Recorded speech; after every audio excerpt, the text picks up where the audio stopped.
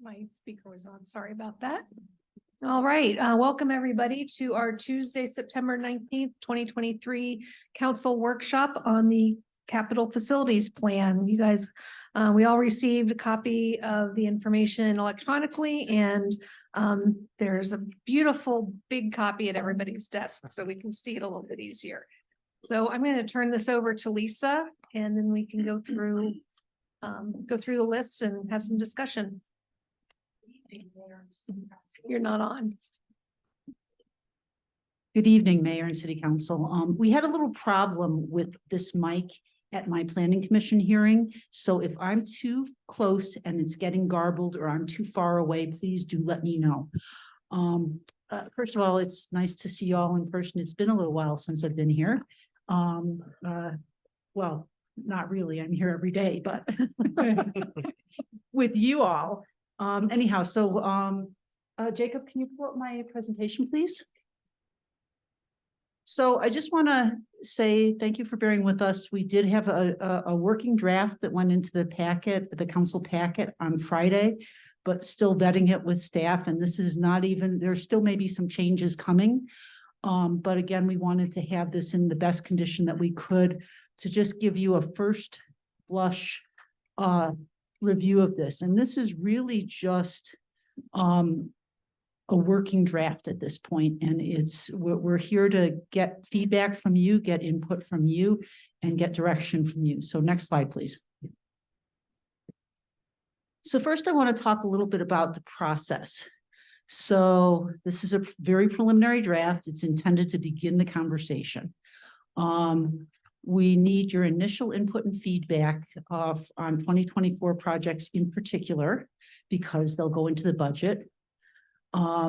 We will be continuing workshops through November 14th, and November 14th is the final planned workshop on the capital facilities plan as well as the budget. We do have to, that has to be the final because SEPA and public hearing notices for the proposed CFP have to be published on November 17th. The public hearing for the CFP is right now tentatively scheduled for November 21st. November's a funky month, and so it may be a different date than that, but we are going to be on a different hearing or council meeting schedule because of the election. And the first reading of the CFP ordinance is expected on the same day as the hearing, and then the second read following in November 5th. And this is following the same path as the budget process. So just wanted to be clear on that. Next slide, please. So again, you have spreadsheets in front of you. I don't have the project. I've started to put together the project descriptions and many of them and amend them as needed, but I'm not there yet. What you have are the spreadsheets. It's the heart and soul of the capital facilities plan. And I want to start out by saying that how did we get here? Well, it's based first and foremost on the 2023 through 2028 capital facilities plan that City Council adopted last year. It's also based on the transportation projects are based upon what you adopted in June for the transportation improvement plan 2024 through 2029. I'll talk about just a few minor tweaks to that when we get to that page. Future construction costs have been adjusted based upon Mortenson Construction Cost Index over a 5-year average, so we're still at 8.5%. I do expect that percentage is going to go down over time, but for right now, it's probably the most conservative planning tool we can use for projects that are in out years. And again, we'll sharpen our pencil as we get a little closer. Future equipment and technology costs are adjusted based on BLI's consumer price index for Western states, and that's at 8.3% a year. Again, we're using a 5-year average. Projects with grant funding reflect the full expenditure for the proposed project, and additions and or updated dollar amounts or years that have changed are shown in red. and explanations for changes are included in the notes column. Eventually, the notes column drops off of this, but it's really helpful as we're having our discussions. Next slide, please. So the first page that I want to focus on is the transportation and pedestrian sheets. And so let's talk first about the roadway projects, and then we'll switch to pedestrian. We had just a couple changes from the tip that you adopted in June. And the first change is that based on the timing of the construction portion of the grant projects on Mission Avenue and Sprague Avenue, as you'll recall, because we were seeking funding in 2024, we pushed out two projects that are already in design now to 2025 because we didn't want to have more construction projects than we could manage. As it turns out, the grant funding for both those projects won't be available for construction. The design will happen in 2024, but construction won't happen until 2025. So we've moved the Appleway overlay and the addition of the right turn lane on Country Vista Boulevard back to 2024. Other than that, we moved, we factored in inflation for the data updates to the pavement master plan. In out years, I noticed that we had a flat rate every year and we hadn't applied the same inflationary rate that we did for everything else. So that's the only other change. And we had no changes on the pedestrian projects from what was adopted in the tip. The only thing that's different, a little different from the tip, and I will point it out, is that we did have projects by others that were included in the tip that are actually on a different spreadsheet now because they're not city projects. We included them in the tip because they could potentially be partially grant funded if they were in our tip. So that's transportation and pedestrian. Next slide, please. In terms of parks and public facilities, and I want to pause for a second.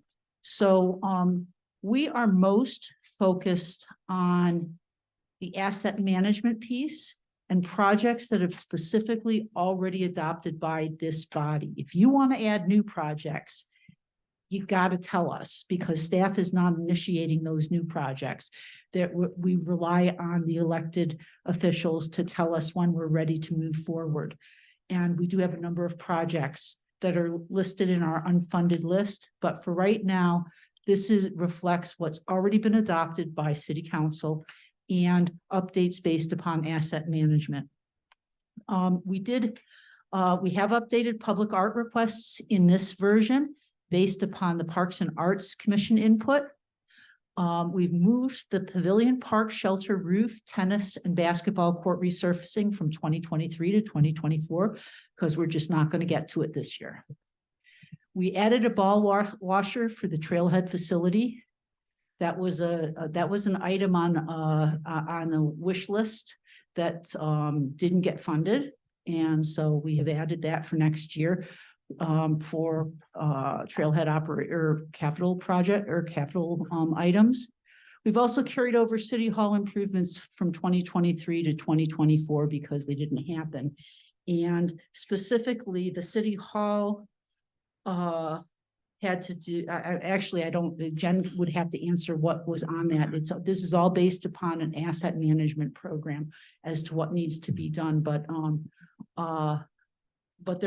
these were all just simply asset management pieces. We did add a storage building at Orchard Park for Winter Glow, which we've talked about with this body and workshopped with this body. Do want to remind you it is TIF lift reimbursable. And maintenance projects on asset management software are fully loaded to include labor and inflation costs, which we adjusted those last year because previously it really had just material costs. And so that is what you see in this spreadsheet. Next slide, please. So what's changed with equipment and technology? First and foremost, we do have several pieces of equipment that are leased, And we enter, two of them are on 3-year lease cycles. One of them is on an annual lease cycle. We added the projected lease cost for the equipment for 2029. We also had a Freightliner purchase that was originally slated for 2022 that was still on this year, that's been moved out to 2025. I think we had it in 2024 last year. We also had 3 mini excavators proposed for 2023 that have been moved out to 2024 and 2025. And so you'll see those changes there. And then the rest of the equipment is maintenance equipment as has been identified by operations and maintenance staff. The one thing that I would note is technology.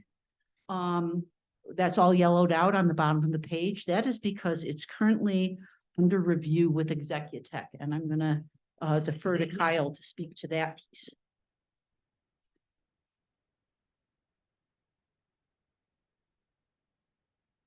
Thank you. So having this be the first draft, we will have that buttoned up for you once we have. So we'll go through during the city administrator report some of the next steps for what we plan for IT for the rest of the year and into next year. As I think everybody knows, our current in-house IT has accepted a position elsewhere. And so as part of that proposal, we will lay kind of a IT roadmap, if you will, of some of the scheduled projects that we plan for implementation, potentially by the end of the year, certainly for 2024, and then incorporate it into this once we get that agreement finalized and implemented.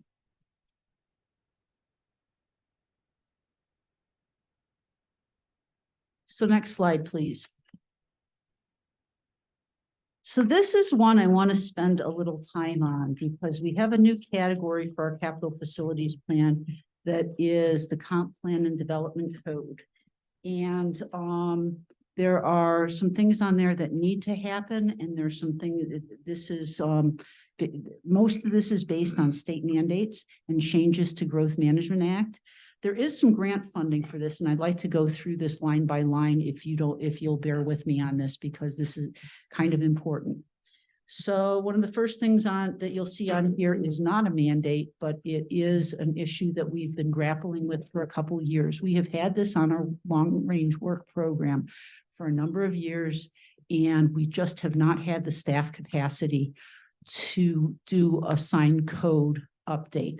We have some problems with our sign code. We have some issues with what's considered a standard for sign codes that's related to content neutrality. It doesn't apply to all signs. That does not apply to commercial signs, but it does apply to some signs. And the concept of content neutrality is basically this: if you have to read the sign to know how it's regulated, it's not content neutral. So that bottom line is that we have got to update our sign code, and sign code issues have just plagued us in the last 1.5 to 2 years, and we need to get this buttoned up. So we're proposing in next year's budget $80,000 to hire a consultant. Both Amy and I do have experience in sign code overhauls to meet constitutional requirements. I think I've done 4. I think Amy's done 2. So we do have the experience and background to do it. The problem is that we just don't have the capacity with development as it is today. So the only way we're going to get to this is to hire someone to do it. And so that's number one. We haven't hired anybody to do code amendments in a long time. That used to be standard operating procedure for the city. We have not done that since I've been here, but I think that we need to do this one. The second one is for the comp plan. And so for the comp plan, we are eligible for a grant for $125,000. That's just a drop in the bucket. And that's just generically for the periodic update. We've identified the things that we're going to need to go out of house for. The big one is going to be the housing chapter.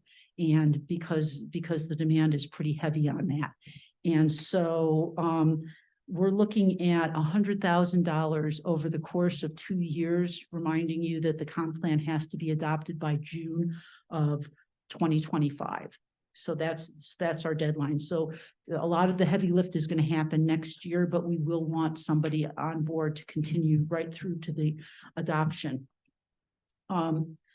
As a result of some of the requirements in the Growth Management Act that are related to housing and equality of housing and density, et cetera, we are going to need to update our network analysis.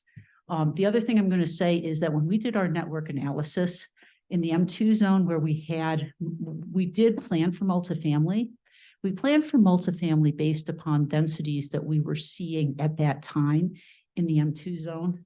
It's not the densities that we're seeing now, and we already have projects. So we know that we're already, our build out is a little bit higher than what we had anticipated when we see the full build out of the city.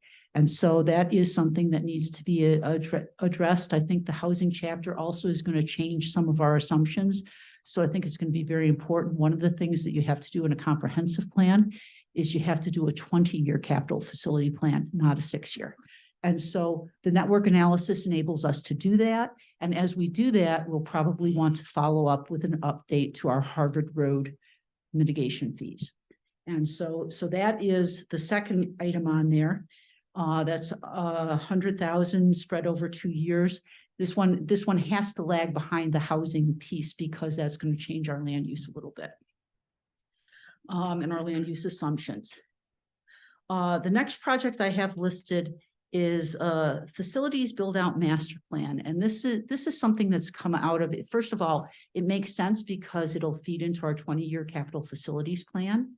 But as we look at build out, one of the big things that we're seeing from the strategic plan that Mark's been working on is that we really have to begin to plan for the facilities that we're going to need to run a city with our ultimate build out population. And this is the appropriate time and vehicle to do it. And Kyle, can you speak to can you speak to the funding source for that? The master facilities plan. Yeah, so the city does have a fund and they have set aside funding for, I believe, the past 10 years specifically for this activity. To date, we have about $290,000 in that fund.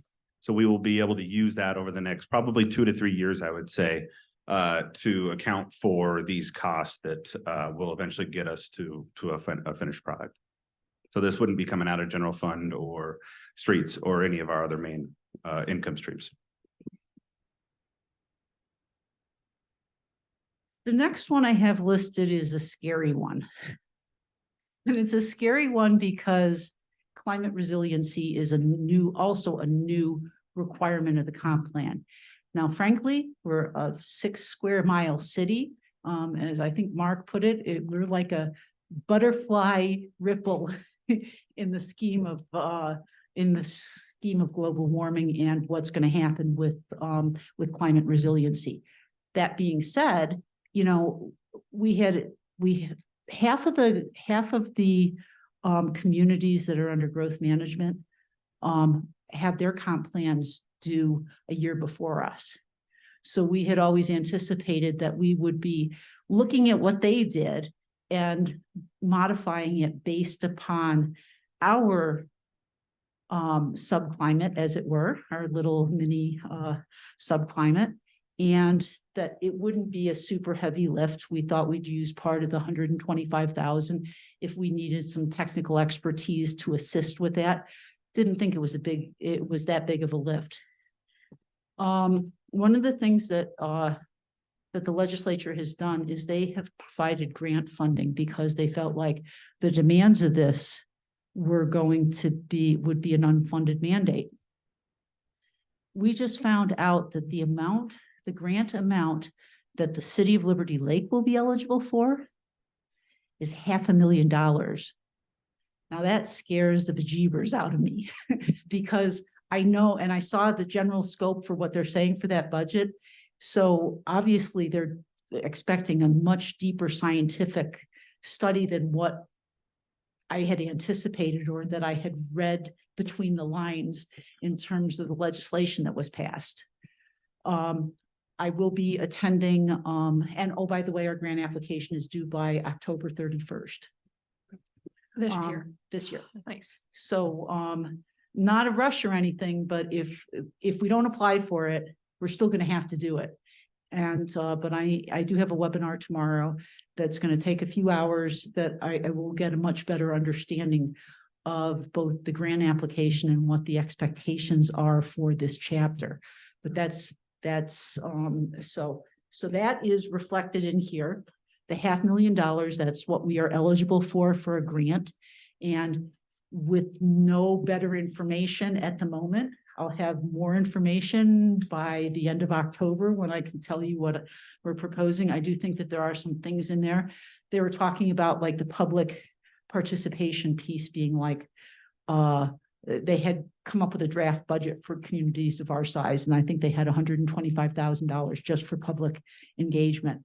So there may be some opportunities to piggyback some of the other elements of the comp plan with this grant application.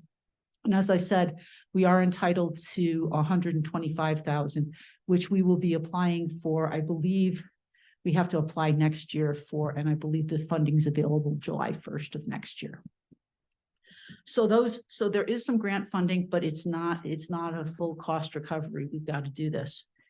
The other thing that, when you do a periodic comp plan update, and some of you were on city council and will remember the process you went through in 2025. Once you update your comp plan, you're going to end up overhauling your entire development code because the development code is premised on the comp plan. And so I did put some money in 2026 and 2027 for what I think it'll take to have a consultant help with that. And I'm proposing in 2028 something that I've talked to you about many times before, the problem that we have with our development code, where the SAPs are not codified. They're overlays, but they're not codified within our development code. And that's going to be important. That's going to be something that we really need to do. I have a real issue with the lack of transparency for the way our code is structured. And that can be, it's published online, but nobody understands how to read it or how to use it because there's multiple layers to it. This could be accomplished with one code. The other thing I'm going to say is every single time that we adopt a code amendment, it is me and my staff that are codifying it, and it's not Sterling or whoever we use now, American Legal or whatever, that does the codification. They codify all of your codes. We do internally do the development code, and it is a time-consuming process in an organization where we're fairly lean. So that's so in my mind, that's a really important thing to get it codified so that when we change the code, we've got somebody who does this for a living all the time doing it, keeping it codified. So that's in out years. And again, we can look at these as we get closer to the out years, but in looking at this comprehensively and saying, really, the comprehensive plan is a big programmatic lift. Let's be clear about everything that's involved in it. So that's my first cut at it. And I'm sure you're gonna want to chew on that one a little bit. Next slide, please.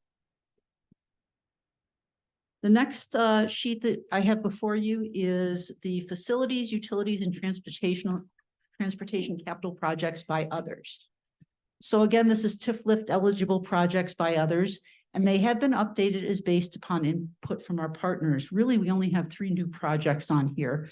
So the Harvard Road Trailhead Improvement Project. So that's the trailhead that on the Centennial Trail that is just off of Wellington.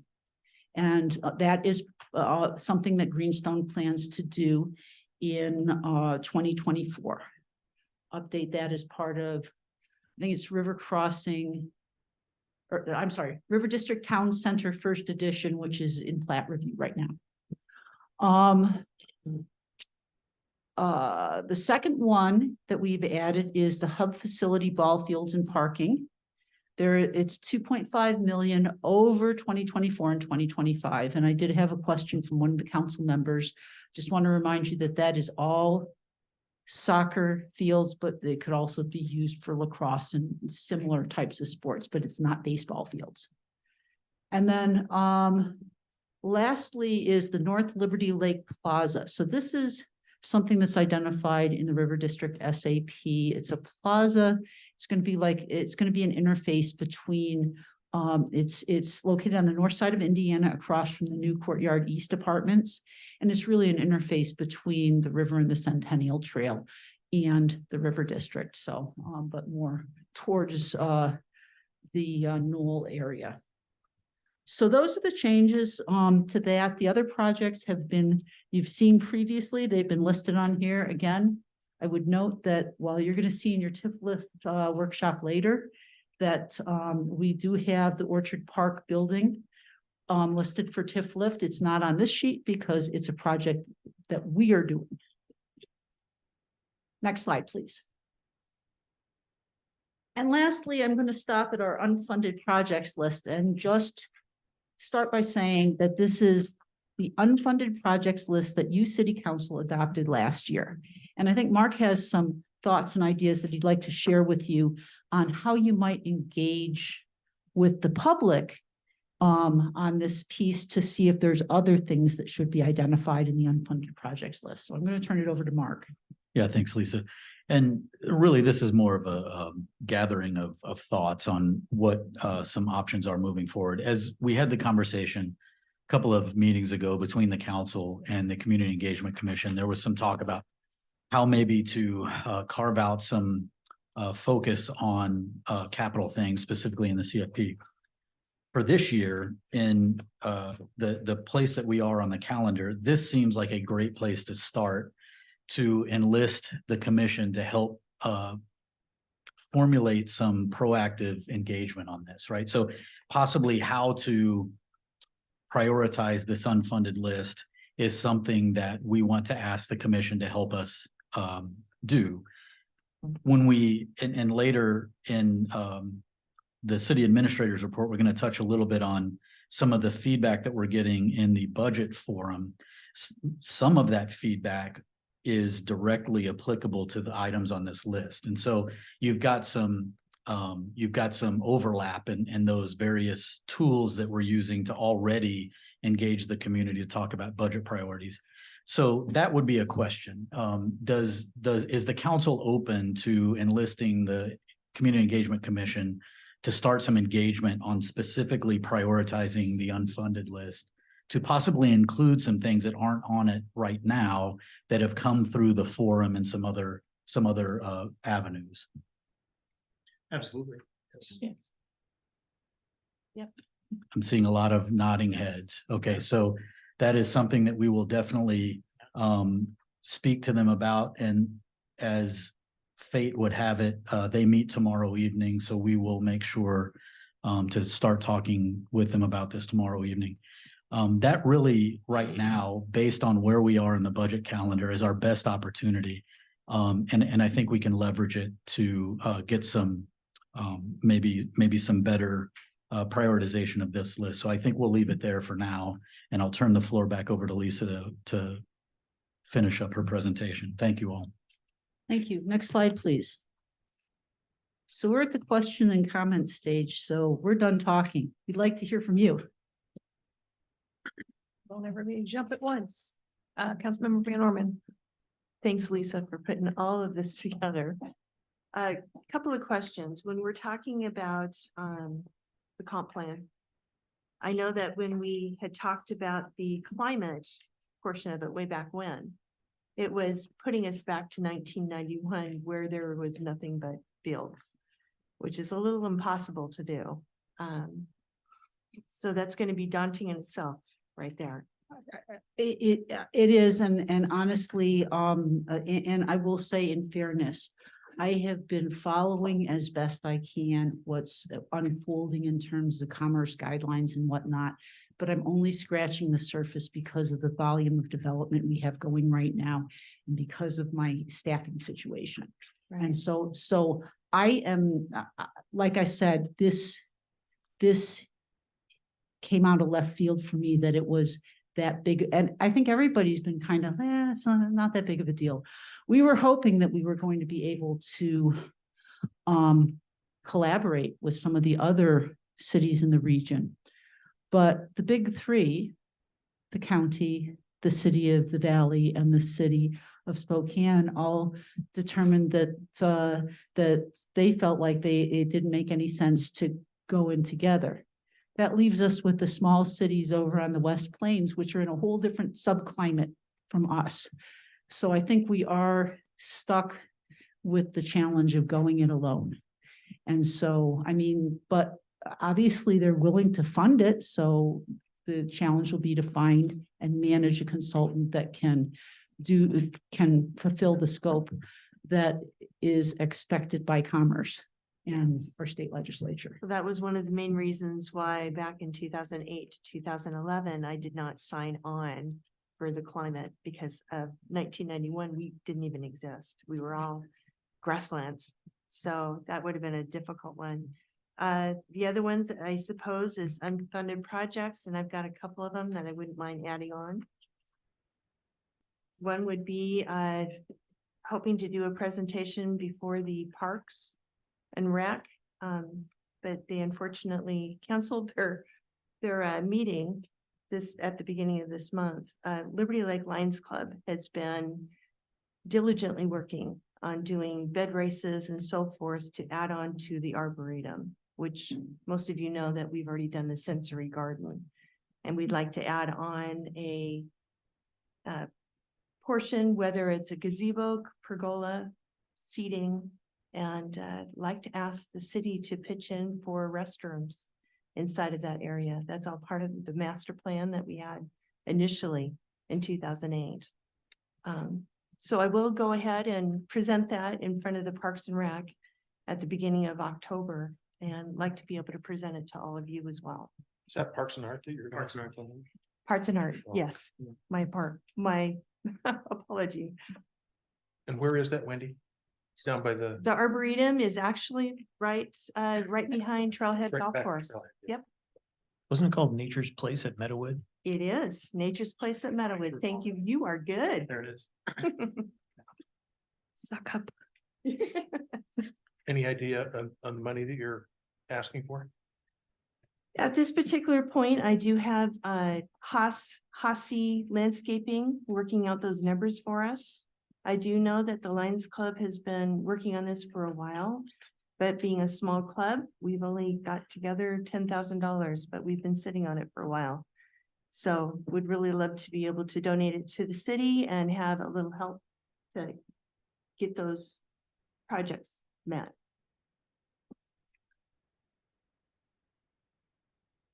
Other comments, questions, thoughts? Hey, Lisa, regarding our others project set, OT7 Harvard Road and Wellington Roundabout, the spending for 24 is just planning and design, I'm assuming, right? Yeah. No construction yet to initiate? Give me a second. OT7. Yeah, so that our partners did not advise me that they were planning on pushing it out, so I think the 750 is light myself.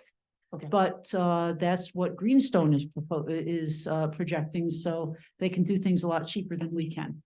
And granted, I'm just trying to recognize the potential for construction activity in 24 as opposed to just design, so. I have heard nothing, I've seen no pre-development, and so I guess that I can certainly ask that question. OT8 then, Harvest Parkway East to Corrigan, mission improvements. Could you just describe that? I'm sorry, which one? Say again? OT8, it's Harvest Parkway East to Corrigan Road. The description is just mission improvements project name. I know it's in others, but That's the south. Curb improvements, Lisa, on that area that. Oh, yeah, okay, yes, you're right, that's Harvest. so east, yeah, I got it. Okay. Yep. Looks like construction then in the amount of 1.3 for 24, so just trying to understand the objectives for moving dirt. I have to apologize. I'm gonna have to get back to you on that. I'm not sure.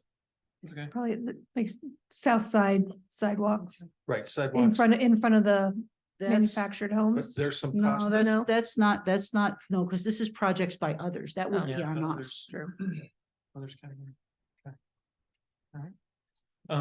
I'm grateful for the introduction of I guess like the comp plan and development code amendment section, specifically in the plan, because I recognize the burden, the lift, the energy, and yeah, to be able to put a line and an amount in association, I think it's a great planning strategy move.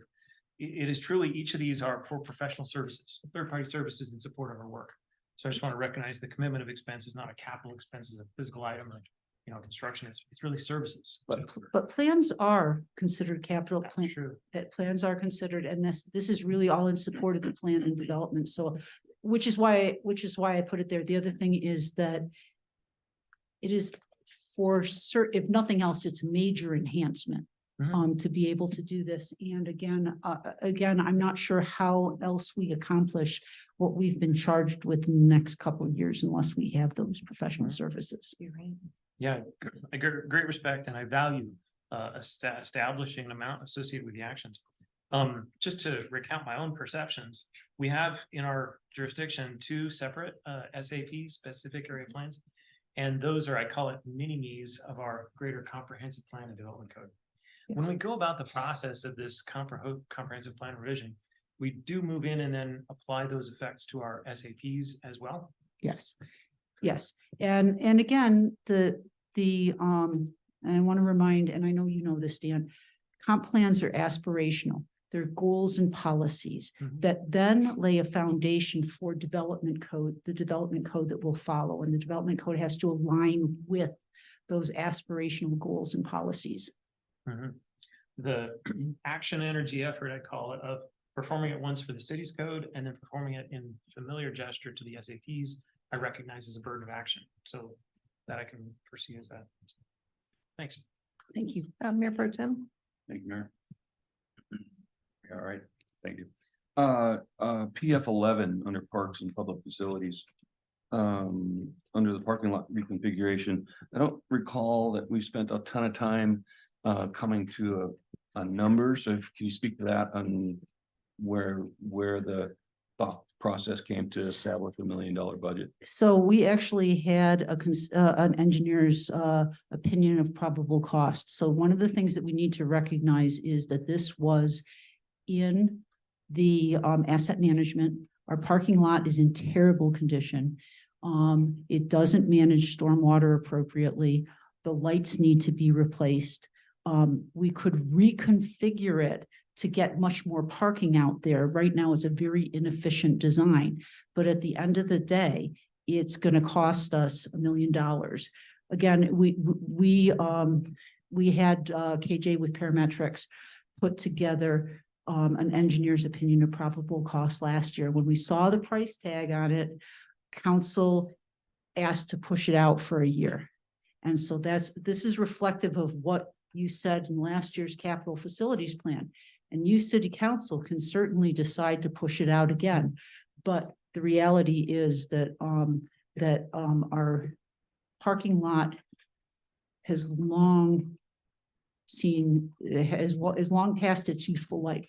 I'm certainly in favor of the project. I just wondered where your source for the month, Yeah. for the budget amount. Yes. And obviously it includes the 8 what'd you say, 3% Yes. escalation? Yes, Yeah, okay. it's, yes. Well, actually, construction is 8.5%. 8.5, okay. Yes. And then my next question is on ET 16 regarding, you made a comment about the mini excavators. So I think you answered it, but I just want to verify. It's 2 years of machine purchase. Yeah, so Okay. there were we originally proposed 3 in 2023. None of them got purchased. Right. We're now proposing 1 for 2024 and 2 for So 2025. these are not leases, these are purchases. That's correct. Thank you for that. And then on the comp plan page regarding the climate resiliency, you had talked about a $500,000 grant funding. To use those funds, does the city have to match any of it? No. No, this is the legislature's answer to the claim that it was an unfunded mandate. In order to require us to do this, they had to provide money. So they provided oodles of money. Yeah. It's seriously, for cities over between 6,000 and 49,000. The grant is $500,000. It's much larger for the larger cities. Understood. I just checking to see if there's any strings attached. And then, oh, my Well, last. the strings are if we don't apply for it, we're still gonna have to Gotta do do it. it, right. And on your codification comment, further out into the future, kind of lines up with the activity that we're seeing on by others. So I'm assuming the idea there is to do that exercise after, when we're a little bit closer to having Right. build out. So right now I have over 800 pages of development code, over 800. And then there's the SAP. And then there's the other SAP. And those can be consolidated. There's a lot of redundancy. Chapter 1 and Chapter 4 really apply to both. But River District has their own like little preambles or whatever on those. The sign code is the same for everybody. And we've maintained it as such that it needs to be that. But most of the other sections could be handled like as example, the River District zones are just additional chapters in the zoning chapter. They're their own zones. There are some additional design standards that apply in the River District that wouldn't apply elsewhere. And there's some additional, I think most of Hawkstone, Stonehill, Liberty Village, whatever you want to call it. It's got, I think, 5 different names. But most of that would actually be just contained in the zoning district chapter.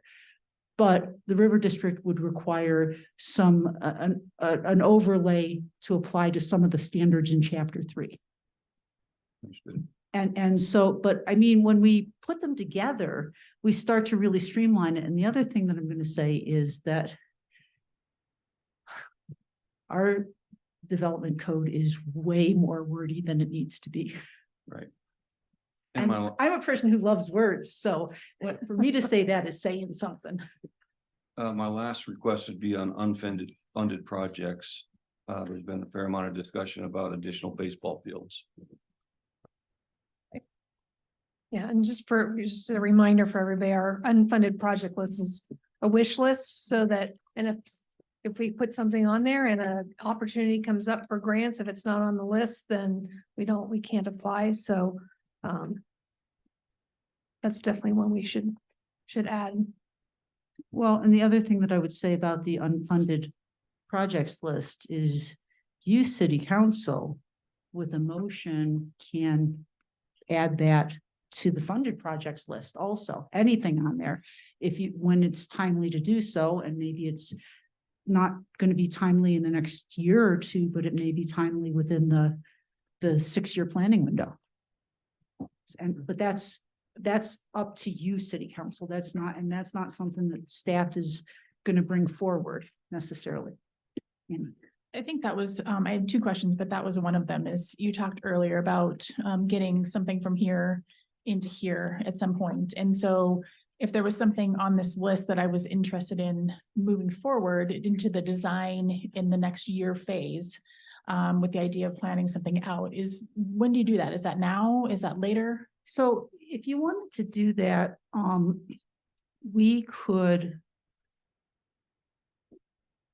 the council would have to make a motion and vote on it to add it in with a specific year in mind.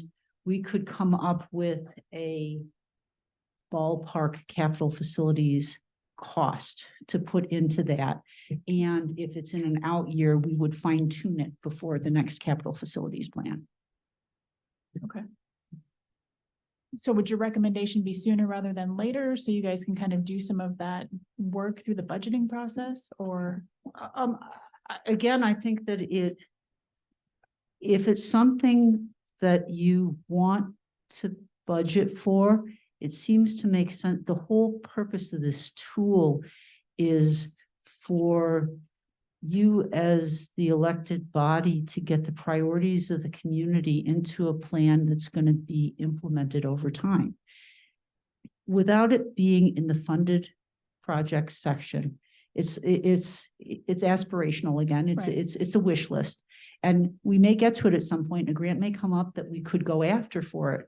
But if it's something that you feel is important to the community, it should make its way onto the list at some point, even if it's something that's not added until 2029.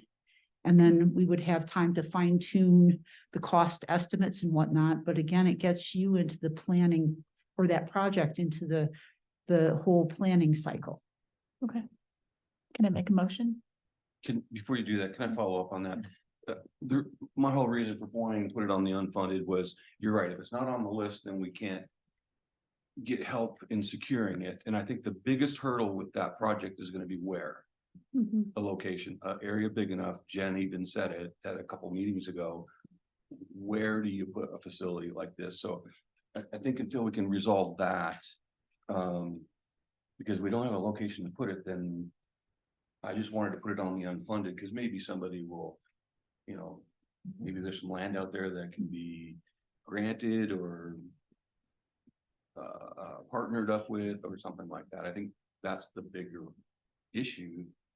Yeah, and I know the gentlemen who were here from the league had said they think they could probably come up with funding, but we haven't seen any or heard any numbers or where. So I think it's going to be a joint effort, but the location is going to be the key. And that's very often the case with facilities. The bear is always citing. So I don't know how you do a motion and. Well, I was thinking about a different project, actually. I liked the Oh, sorry, I ballpark thought too, you but meant no, that. but the ballpark's on my mind as well, because we've been talking about that. But the same issue with there isn't a site identified yet, but the topic I would like to make a motion on is the planning for a community pool. So I would like to make a motion to add the community pool onto the capital facilities plan and take it off the unfunded, with the idea that we would look at planning and figuring out how to fund it and public partnerships, all those things that we've talked about lately. Could I make a suggestion? Yes. All right.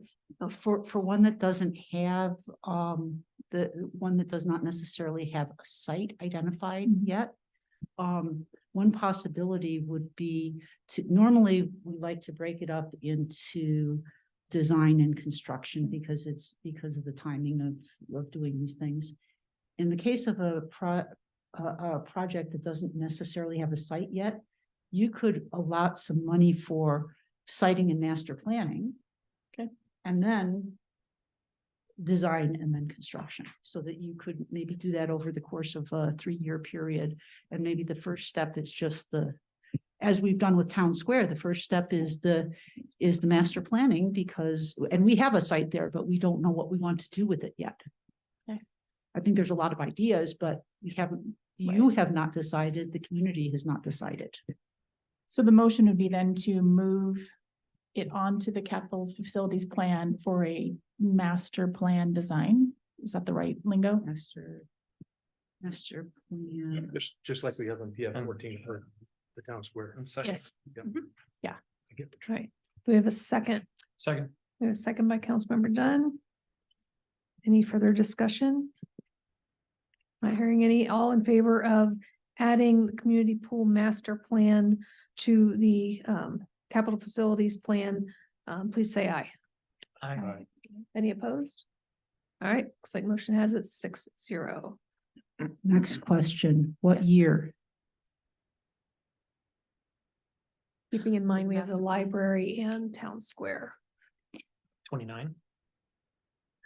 For the plan or for the, Plan. Get onto just to get onto the map in 29.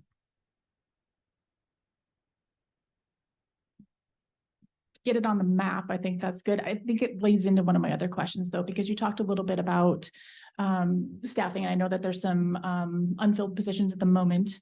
But one of my other questions too was, as we're doing a lot of these plans and we're working on our growth and our build out and all the permits and all the daily things that you guys are doing, I want to make sure that you're thinking about those things as we're talking about the budget to make sure that we can be proactive about making sure you have the capacity. Yeah. Because if we have this need, we want to say we want to do this in 2025, and I don't know that that's the council's will.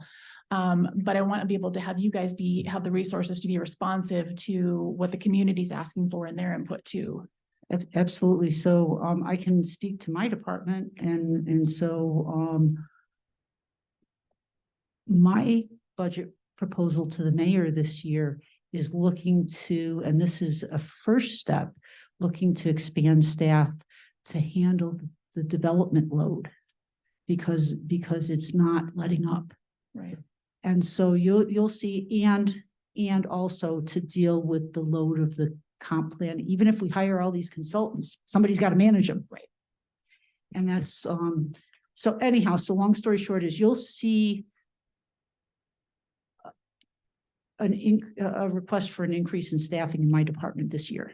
But it may not be all the staff that we need to build out. It's a first step. And I think that, not trying to, overwhelm the system. We also don't have a place for everybody to sit if we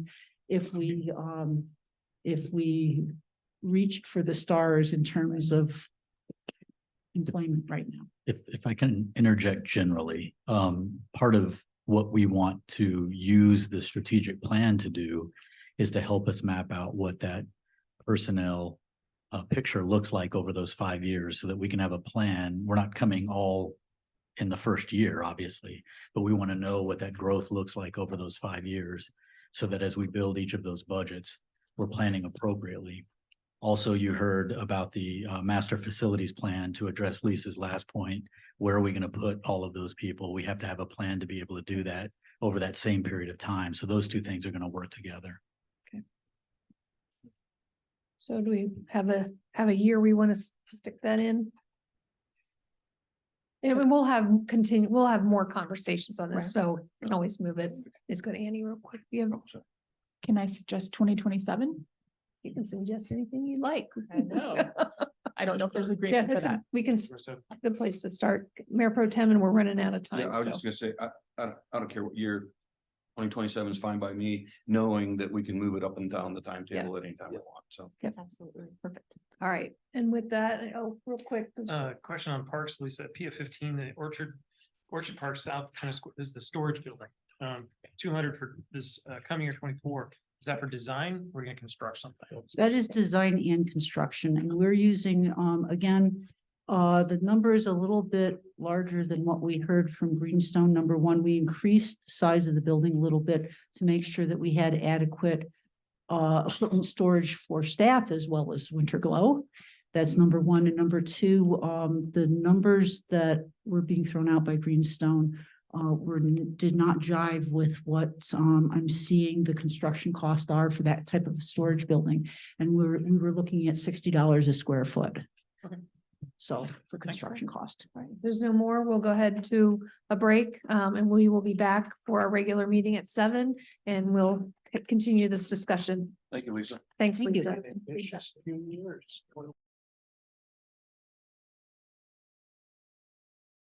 To our Tuesday, September 19th, 2023 City Council meeting. As you can tell, we are both here in City Hall within chambers, and we also have the remote option for Zoom. We are going to start off tonight with the invocation followed by the Pledge of Allegiance. Please join me.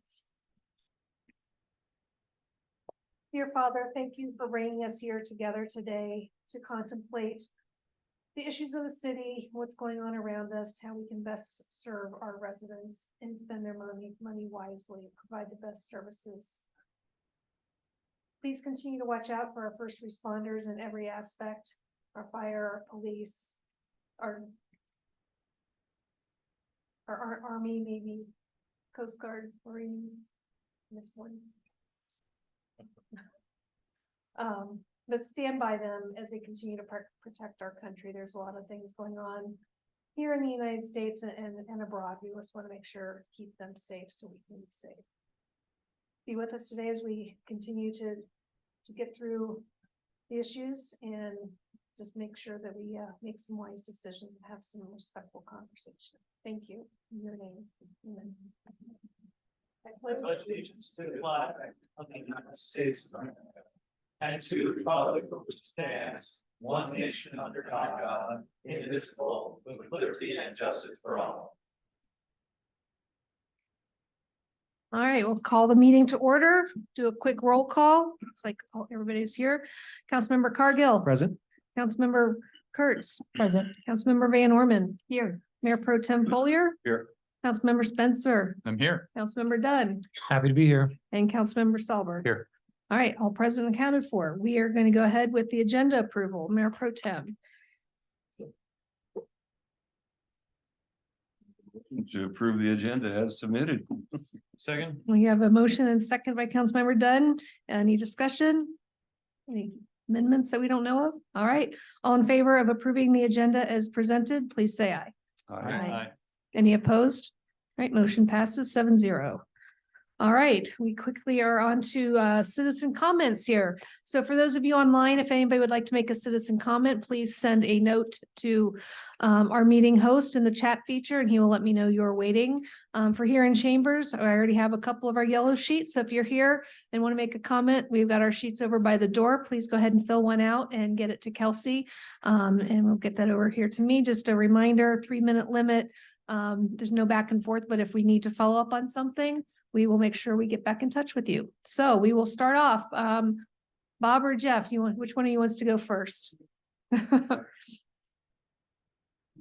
Jeff, I'll let you introduce yourself. Yes, thank you. Good evening, everyone. Jeff Vom Saal. I'm Executive Director of the Spokane Symphony and the Fox Theater. My message is very simple. It is just a profound thank you to all of you and Mayor Chris and the whole council for your support, your ongoing, enduring, and very meaningful support of the Liberty Lake concert. So we start our season off every year for the Spokane Symphony with a concert out here at the Kramer Pavilion, and it is a wonderful way to start our season. The orchestra is always so pleased to be out here. The facilities are always in awesome shape, and I'm always so amazed at just how authentically happy everybody is out here. So it's wonderful to be out here. So on behalf of the Board of Trustees, the musicians, our staff, and our patrons, many of whom I see out, you know, in their golf carts or on the lawn with their kids running around. It's just a wonderful place to be to start off our season. This is now I believe my 8th, or maybe I guess it's my 7th, because of the one year we didn't do it because of COVID. But I've been now doing this for a number of years, and the anticipation always grows, and the gratitude as well. So I just want to say thank you. It does mean a lot to us. The contribution is very meaningful, and I want you to know it does not go unnoticed that we have that support from you all. So thank you so very, very much.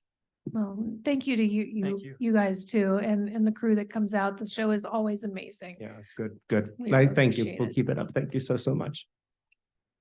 All right, Bob Steinmiller.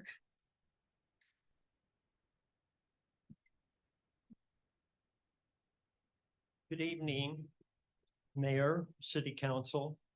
My name is Bob Schneidmiller, and I am a resident of Liberty Lake.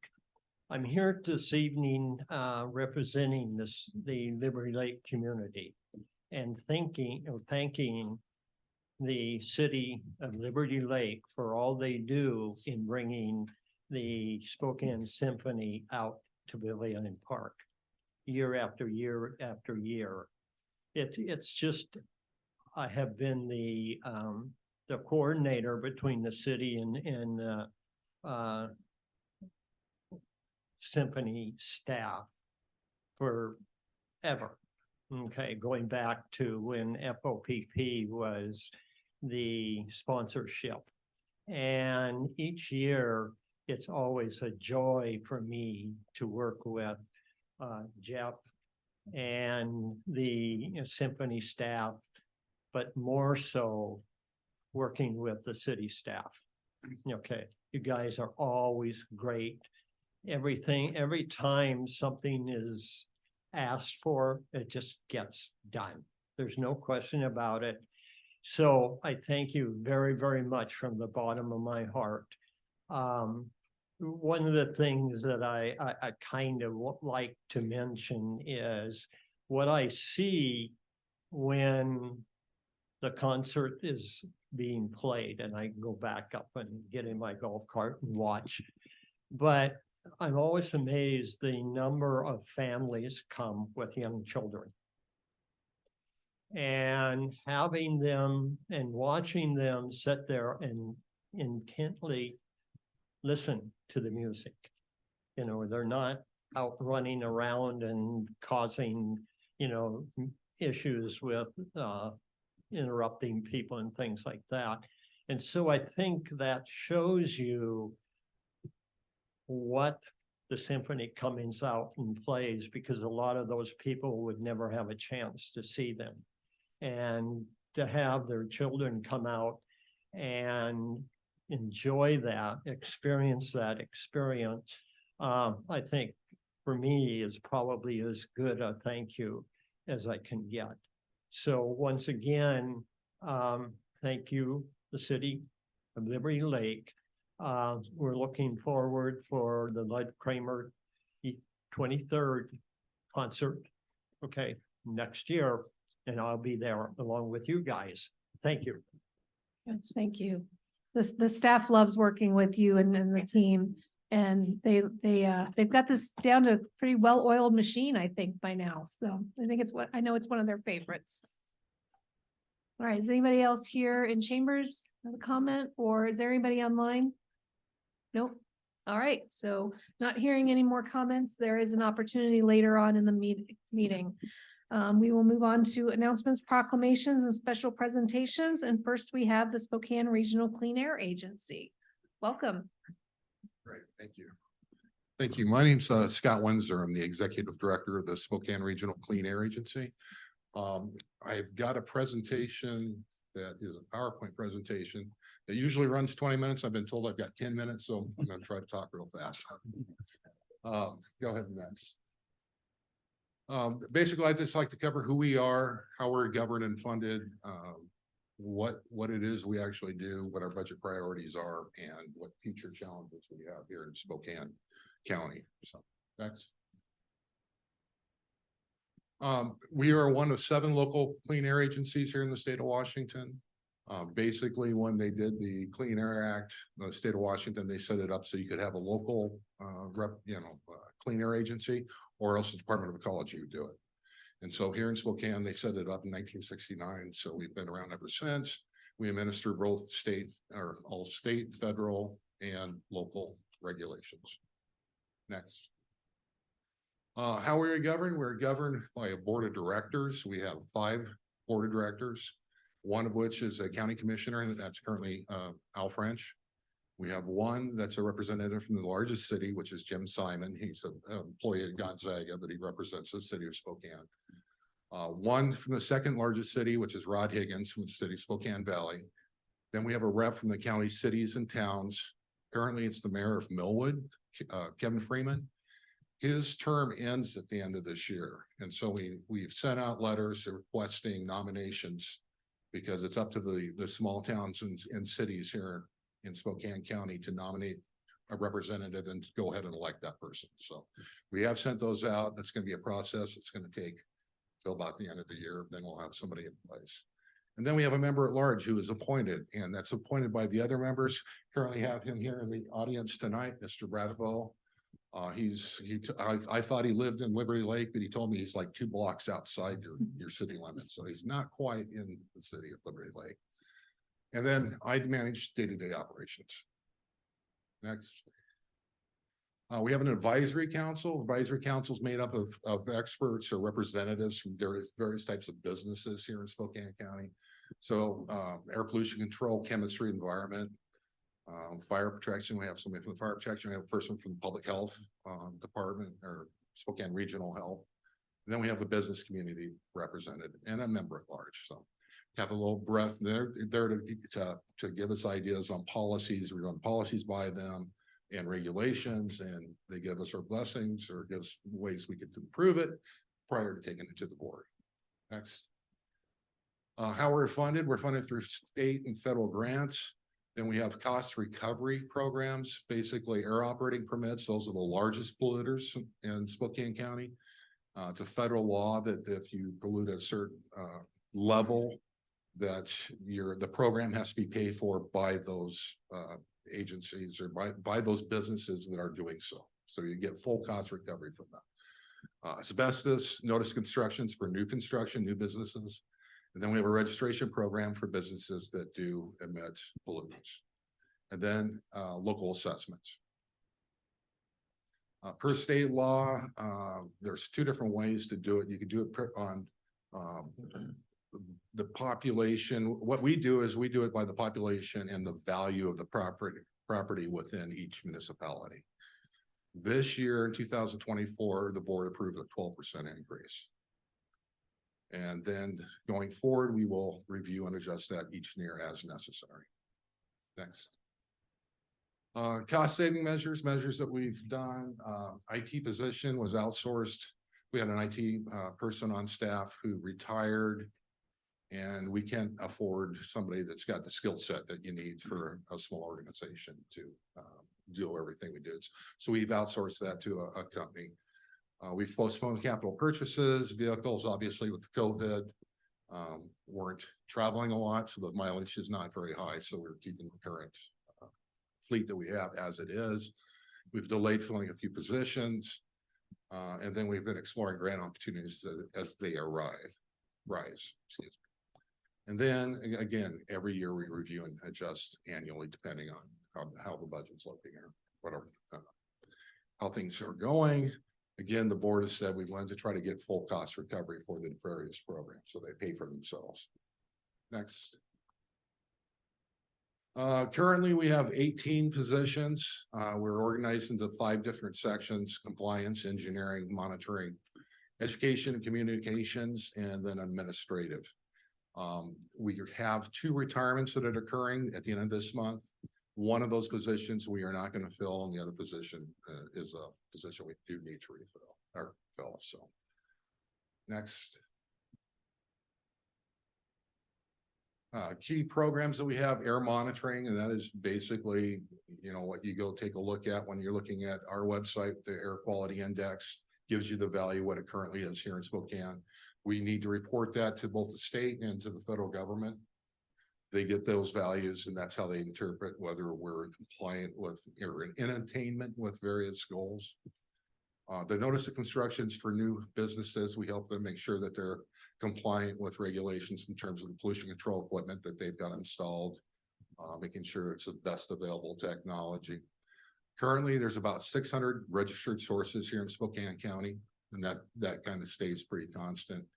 The board has kind of directed us to try to inspect every other year. So it'd be 300 inspections a year that we're doing on those businesses. Next. The key agency programs, so complaint response, that's our citizens complaints, staff initiated complaints. A lot of times staff initiated ones would be like illegal burning, when someone's burning and then out of season when they're not supposed to be burning, or when there's burn restrictions. Enforcement, we give out about 275 written or verbal warnings every year. 75 of those end up resulting in a notice of violation, which is basically a civil infraction or civil assessment. Outdoor burning, wood heating, and asbestos are other key programs. Next. And attainment status, there's the national ambient air quality standards, and that's what every community strives for, to be compliant with those levels. Currently, we're in attainment for all pollutants on that list, which is a good thing, because you don't want to be out of compliant or out of attainment, because then you have to come up with plans of how you're going to become in attainment. We were back in the day, over 20 years ago, we were not in attainment for PM10, which are particulate matter, 10 microns and smaller. You might think of that just a dust storm, the heavier stuff. PM 2.5 is the other value, and that's smoke. And so PM10 value includes PM 2.5 because it's smaller than 10. So they both are reflected in that PM10. And then carbon monoxide. At one point, Spokane County had a carbon monoxide program. Excuse me. I think everybody remembers getting your car tested for emissions. You know, that was because our carbon monoxide levels were too high here in Spokane. Oxygenated gasoline was another thing that was put in place at that time. Currently, we've been in attainment for both of these for the last 20 years. The EPA checks these values every 5 years. They have to go and do a health assessment, and currently the one that they're really looking at is PM 2.5. That the current levels, they may need to be tightened up a little bit. We'll talk about that at the end of the presentation. Next slide. Okay, there's the history of Spokane. This goes back, I know you can't read it from here, about 1970 is when that graph starts, and then it goes through the end. But those, if you take a look at the right, that's how many days that we had unhealthy air here in Spokane County. So if you take a look, about 1975, I had unhealthy levels about 225 days a year. And so that was the peak. And since that time, everything's gone down. If you take a look, we do very good until you got the last couple of little blips. And those little blips are wildfire smoke, PM 2.5. Next slide. Challenges, again, for Spokane, we have two of them. One's PM 2.5, which is smoke related. And then ozone, which is a combination of volatile organic compounds and nitrogen oxide emissions, typically auto emissions. If you think ozone, think smog. I mean, that's basically how you can see it. We're lucky here in Spokane in that it takes a certain amount of UV radiation to make that chemical reaction take place. And we have that conditions here in Spokane about half the year, maybe. So half the year, we don't even test for ozone because we don't get enough solar input to cause the chemical reaction to take place. So we monitor for about half the year. Next slide. There's the PM 2.5. And this is I put this in here so you can take a look. Historically, it shows where we've been. If you take a look at the rights the last several years, the top line is the current national standard. It's 12 micrograms per cubic meter. They're proposing tightening that up to 9 to 10. If they do so, if you take a look at the right, you've got blue bars and you got red bars. The blue bars is if you include wildfire smoke. If you add it to everything else, then we kind of start hitting that area. If you're allowed to subtract out the wildfire events, which is through a thing called exceptional events. That means there's an Oregon wildfire, we're getting their smoke here in Spokane. It's nothing we had anything to do with. In the EPA, we take that, give that to ecology. Ecology turns around and turns it into the EPA and says, this shouldn't count because this data is flawed because some other event caused it. And so if we get allowed to do that, then we are in good shape under the standard. So we won't have a problem. There's only really two areas in Washington state that would have problems. One is Colville, and then the other one would be Omak, because they have enough wood smoke that's causing their quality that would put them over the limit if they tighten it up. So. Next slide. Hey, that was under 10 minutes. We're close enough. But I'd be happy to answer any questions you might have on anything. Yeah. Aside from wildfire events, what are some Spokane County sources of PM 2.5? It's diesel exhaust. I mean, transportation, right. And we've been really lucky. I mean, one of the things I know that Councilman French is always concerned about the increase in traffic from, say, Post Falls or Coeur d'Alene coming into Spokane for work, with the housing being developed in, say, Post Falls area. And we've been lucky that the emissions that we're detecting have not gone up that much. And that's because newer vehicles have better emission controls and better gas mileage. They're burning less fuel. So gotcha. It adds up. As a follow-up, Yeah. there was a substantial drop in the total emissions that you shown from 1975 to today. Yeah. Substantial. What do you attribute that to? That was carbon monoxide. Yeah, Transportation back in the day, and that I would say a large part of that, and part of it was PM10 too. I mean, we were out of compliance with that, and that could go back to or grass burning here in northern Idaho, if we remember it. Thankfully, it's a kind of a bit of a memory, so that's a good thing. But yeah, and then dust control. I mean, that's why we have dust control that takes place at building sites and construction sites to try to keep the dust down so we don't get one. And then the other thing, I think I give credit to the farmers. So I think farmers west of us have implemented better farming techniques, so they don't want to lose topsoil any more than we want their topsoil here in Spokane, so. Thanks. Councilmember Solver. Scott, I appreciate what you're doing, especially as someone who's given the gift of asthma from COVID. Yeah. But I've also had allergies and things, and I've lived here since the early fifties. And it's noticeable that we don't have smog anymore, and that was manufactured.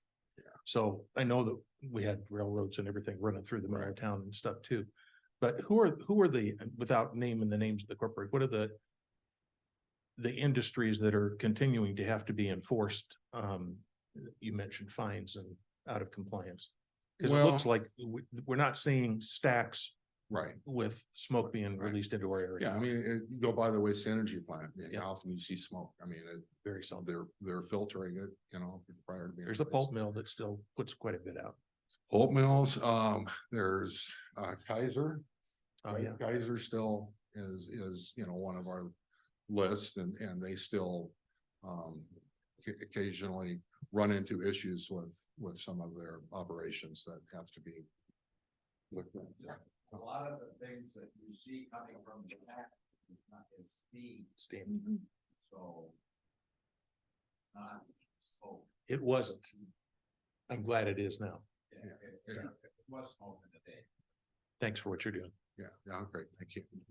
Does anybody else have any questions? All right, well, we thank you for coming. All right, well, thank you. Appreciate it. Again, we appreciate you giving me the opportunity and time, and again, please participate in the selection of a new Yeah, representative. I got to my small letter. towns. Okay, great, thank you. Thanks. All right. All right, next up, we have presentation by Flock Safety. They're joining online here. Chief, I don't know if you want to introduce. Yeah, of course, Madam Mayor. Good evening, members of the council.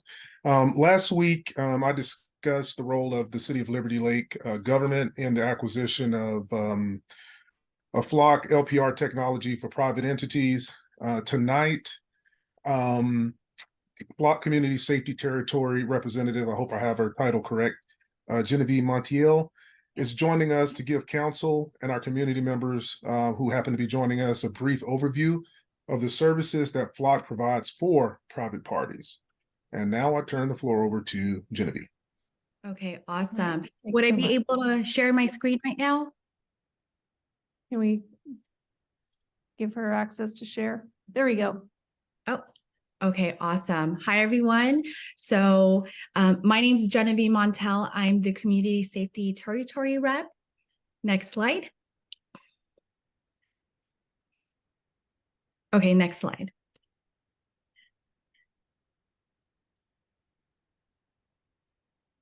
Okay, awesome. So our mission is to eliminate crime and shape a safer future together.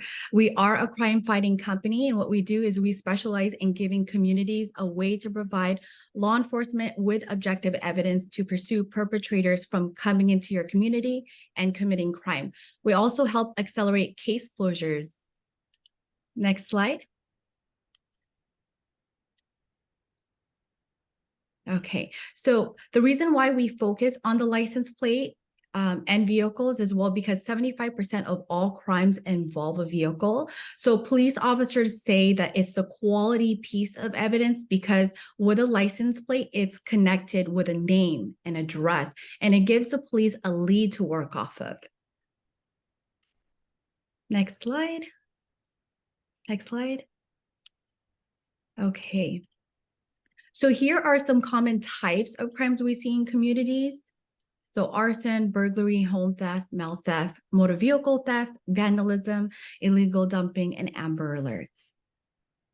Next slide. Okay, so let me show you guys how we do all of this. So what we like to do is we like to position the cameras at the entrances of the community. So the camera is motion activated. So as a vehicle drives in, the camera will go ahead and capture the back of the license plate, and it also leverages vehicle fingerprint technology to capture details about the vehicle. From there, it uploads the information to the portal where we will use machine learning to break down the captured evidence. This way, if an incident occurs, you guys are not spending hours going going through footage, you're actually able to narrow your search and find the critical evidence that you need to give to your law enforcement officers. So the best way to put this is think about it like having a security guard at the entrance of your guys' community, and you guys have them there 24/7, and they're writing down every single vehicle that came in. But of course, you're not paying them 24 hours, 7 days a week. Next slide. Okay, so we are a turnkey solution with our subscription base. We handle the installation, service, and maintain your cameras. Our camera is solar paneled and it is also LTE enabled. So that means it has Wi-Fi. Next slide. Okay, so our camera is integrated with the National Crime Information Center, NCIC. This is a national and state database that FBI uses. We also integrate with the Amber Alerts database. So on this slide here, as you can see, the technology was able to identify a stolen vehicle. So any license plate associated with stolen vehicle, outstanding warrants, a missing person, if it enters the community, our technology will identify that and then it will alert Liberty Lake PD in seconds.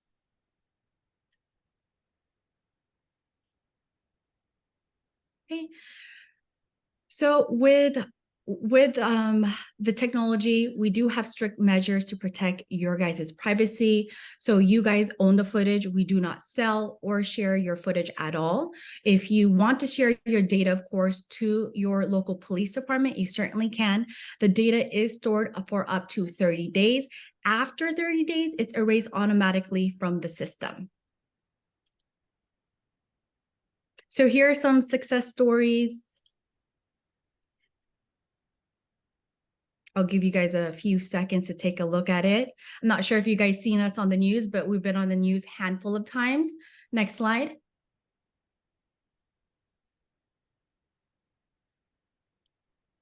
Okay, that's another article. Next slide. Okay, so for pricing, next slide. So with your annual subscription price for a Sparrow camera, it is priced at $2,500. What this includes is the camera hardware, installation, and maintenance. So we take care of all that for you. The footage hosting, the LTE service, software updates, and analytics. There is a one-time installation fee of $150 to $650 per camera with a 2-year agreement.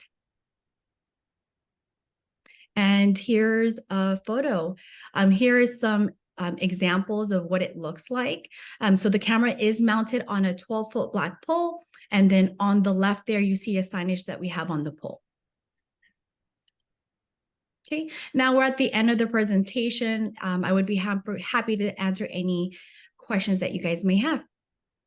All right, so obviously we have deployed this within our city, but we've had questions from some of our private HOAs with regards to this. So I'm going to turn it over for questions at this time.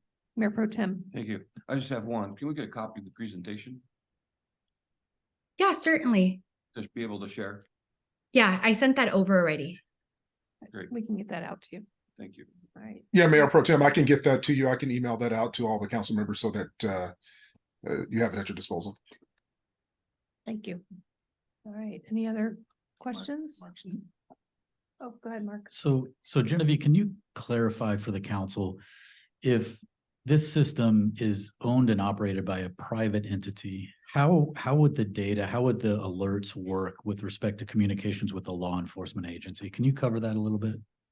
Yeah, so let's say if there is a community in Liberty Lakes who has block safety. So if they want to share the data with Liberty Lake PD, they can. So what would happen is, you guys would, the community will give that data over, and then from there, Liberty Lake will basically set that up, and Liberty Lake PD will have that in their portal. But of course, we do need approval from that community that it would be okay. And by having the data in the portal, does that mean that the PD has instant access to that data, or does some process have to take place for it to be shared? Once the community approves and they're okay with sharing the data, then Liberty Lake PD will be able to, go into the system and check their cameras. Okay, thanks. Mayor Pro Tem and Councilmember Just a Spencer. follow-up to that. Help me understand what the benefit of the data would be if they didn't share it with the local police department.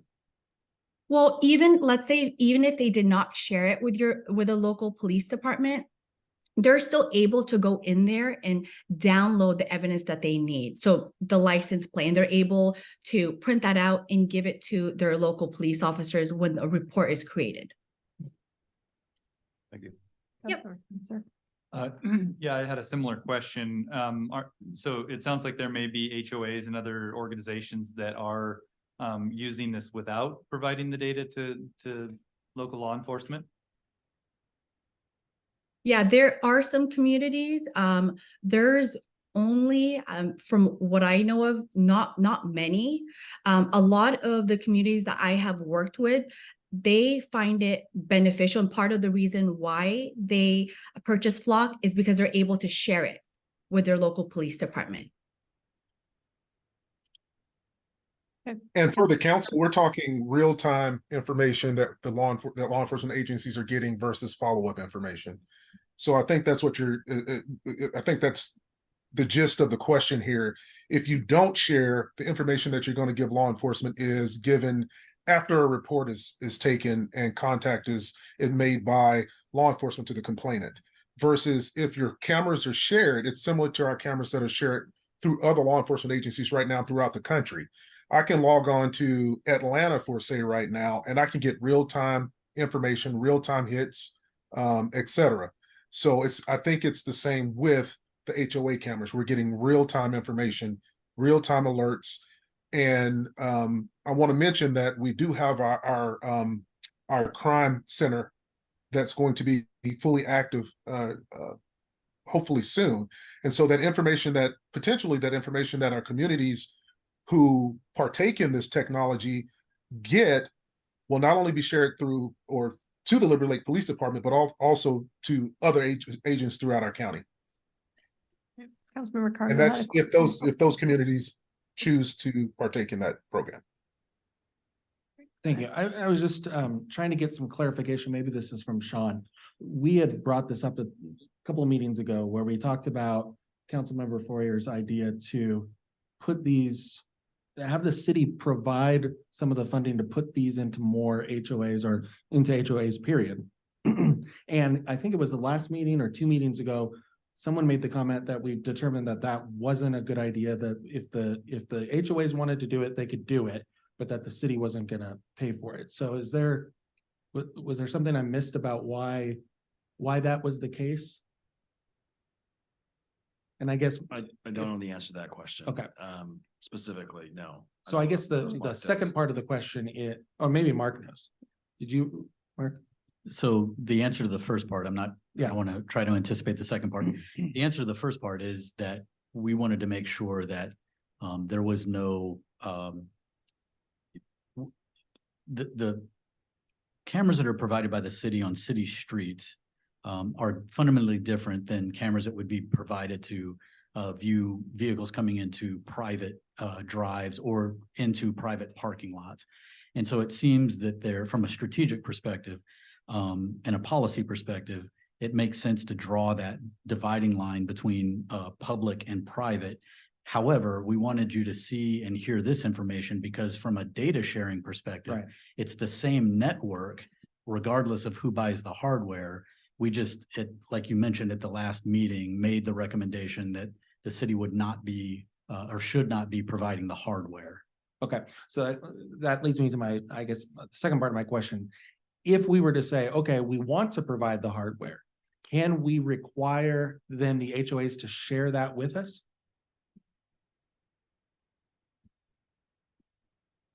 I don't know that require would be the appropriate term. Or have it be I mean, part of an agreement? My initial response would be no. They would have to agree if they want to share the data directly, right? Because it's going to be by agreement. Presumably, I'm assuming Flock's going to say, we wanted a written agreement from the community or the HOA that says we can share the data. Yeah. So that would be my initial response without looking at it further. Thank you. Councilmember Solberg. And for Genevieve or for Doc, what are the difference between the Sparrow and the cameras that we have in terms of their capabilities and quality of images and all that?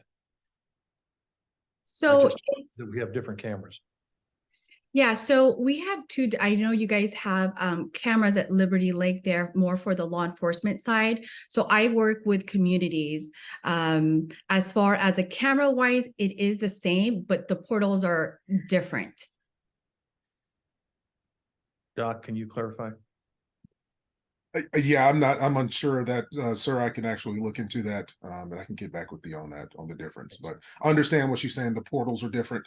But I do believe the camera actual system is the same. And we did have all 19 of our cameras, our original cameras were replaced with a newer version. And I believe this is the newer version, several months ago. And I actually have Lupe Wood here. She could also chime in into that question. Lupe? Hi there. Hi there. Pleasure. I'm also a community safety territory representative here for Flock Safety. And to answer your question, sir, so when we look at, they call them Falcons for law enforcement, Sparrows for communities. The main difference, it's going to be the data, right? When it's a private entity, there's only going to be so many vehicles coming in. When it's going to be on a right of way or a major thoroughfare for law enforcement cameras, city owned cameras, these are going to have a higher traffic. So a lot of the times what happens is when we sell to a community, because we know it's going to be less traffic, it's a different price point.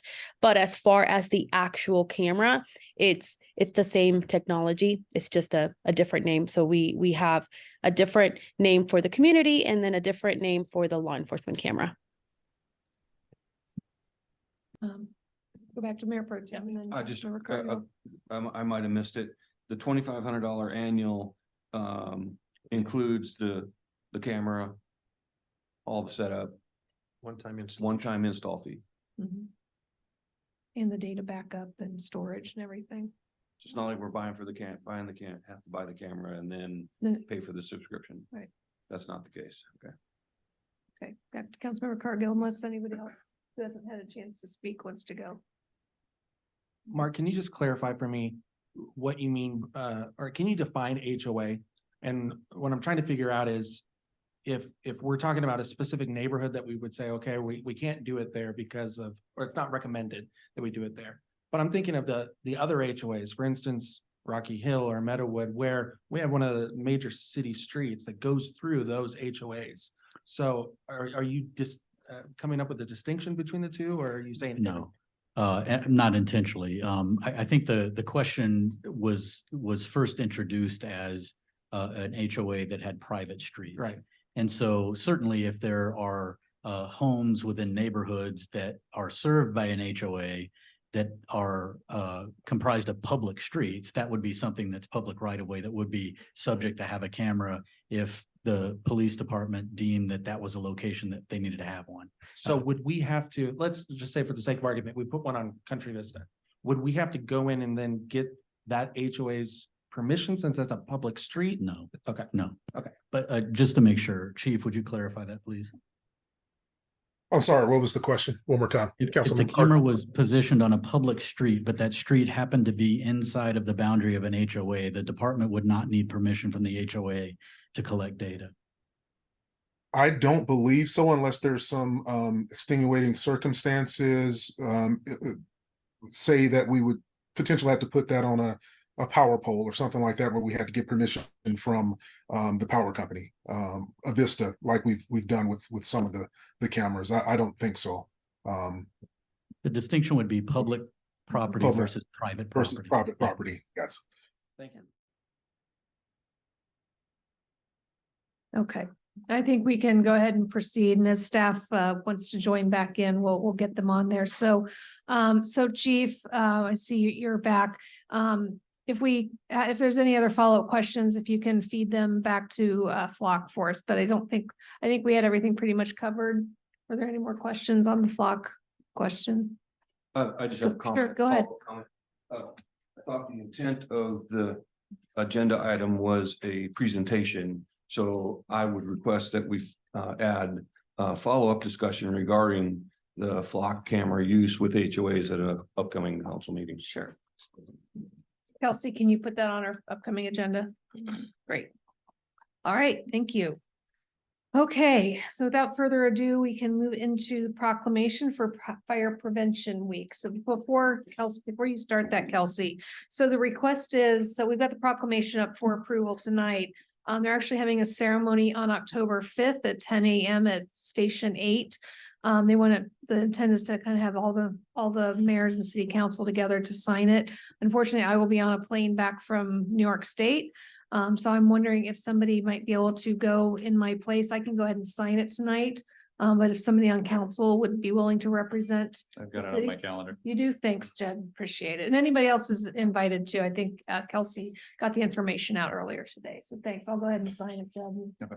You can pretend you're signing it. Yeah. Okay, so we go ahead with the proclamation then. So it's the proclamation for Fire Prevention Week, whereas the city of Liberty Lake, Washington is committed to ensuring the safety and security of all those living in and visiting Liberty Lake. And whereas fire is a serious public safety concern, both locally and nationally, and homes are the locations where people are at greatest risk from fire. And whereas home fires killed more than 2,800 people in the United States in 2021, according to the National Fire Protection Association, NFPA, and fire departments in the United States responded to 338,000 home fires. And whereas cooking is the leading cause of home fires in the United States, and fire departments responded to more than 166,400 annually between 2016 and 2020. And whereas 2 of every 5 home fires start in the kitchen, with 31% of these fires resulting from unattended cooking. And whereas more than half of reported non-fatal home cooking fire injuries occurred when the victims tried to fight the fire themselves.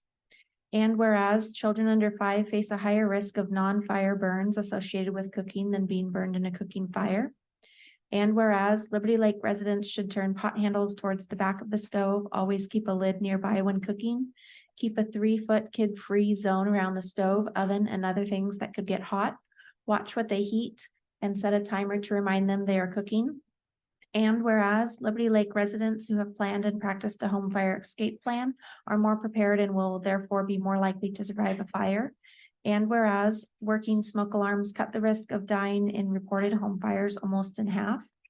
And whereas Liberty Lake first responders are dedicated to reducing the occurrence of home fires and home fire injuries through prevention and protection education. And whereas Liberty Lake residents are responsive to public education measures and are able to take personal steps to increase their safety from fire, especially in their homes.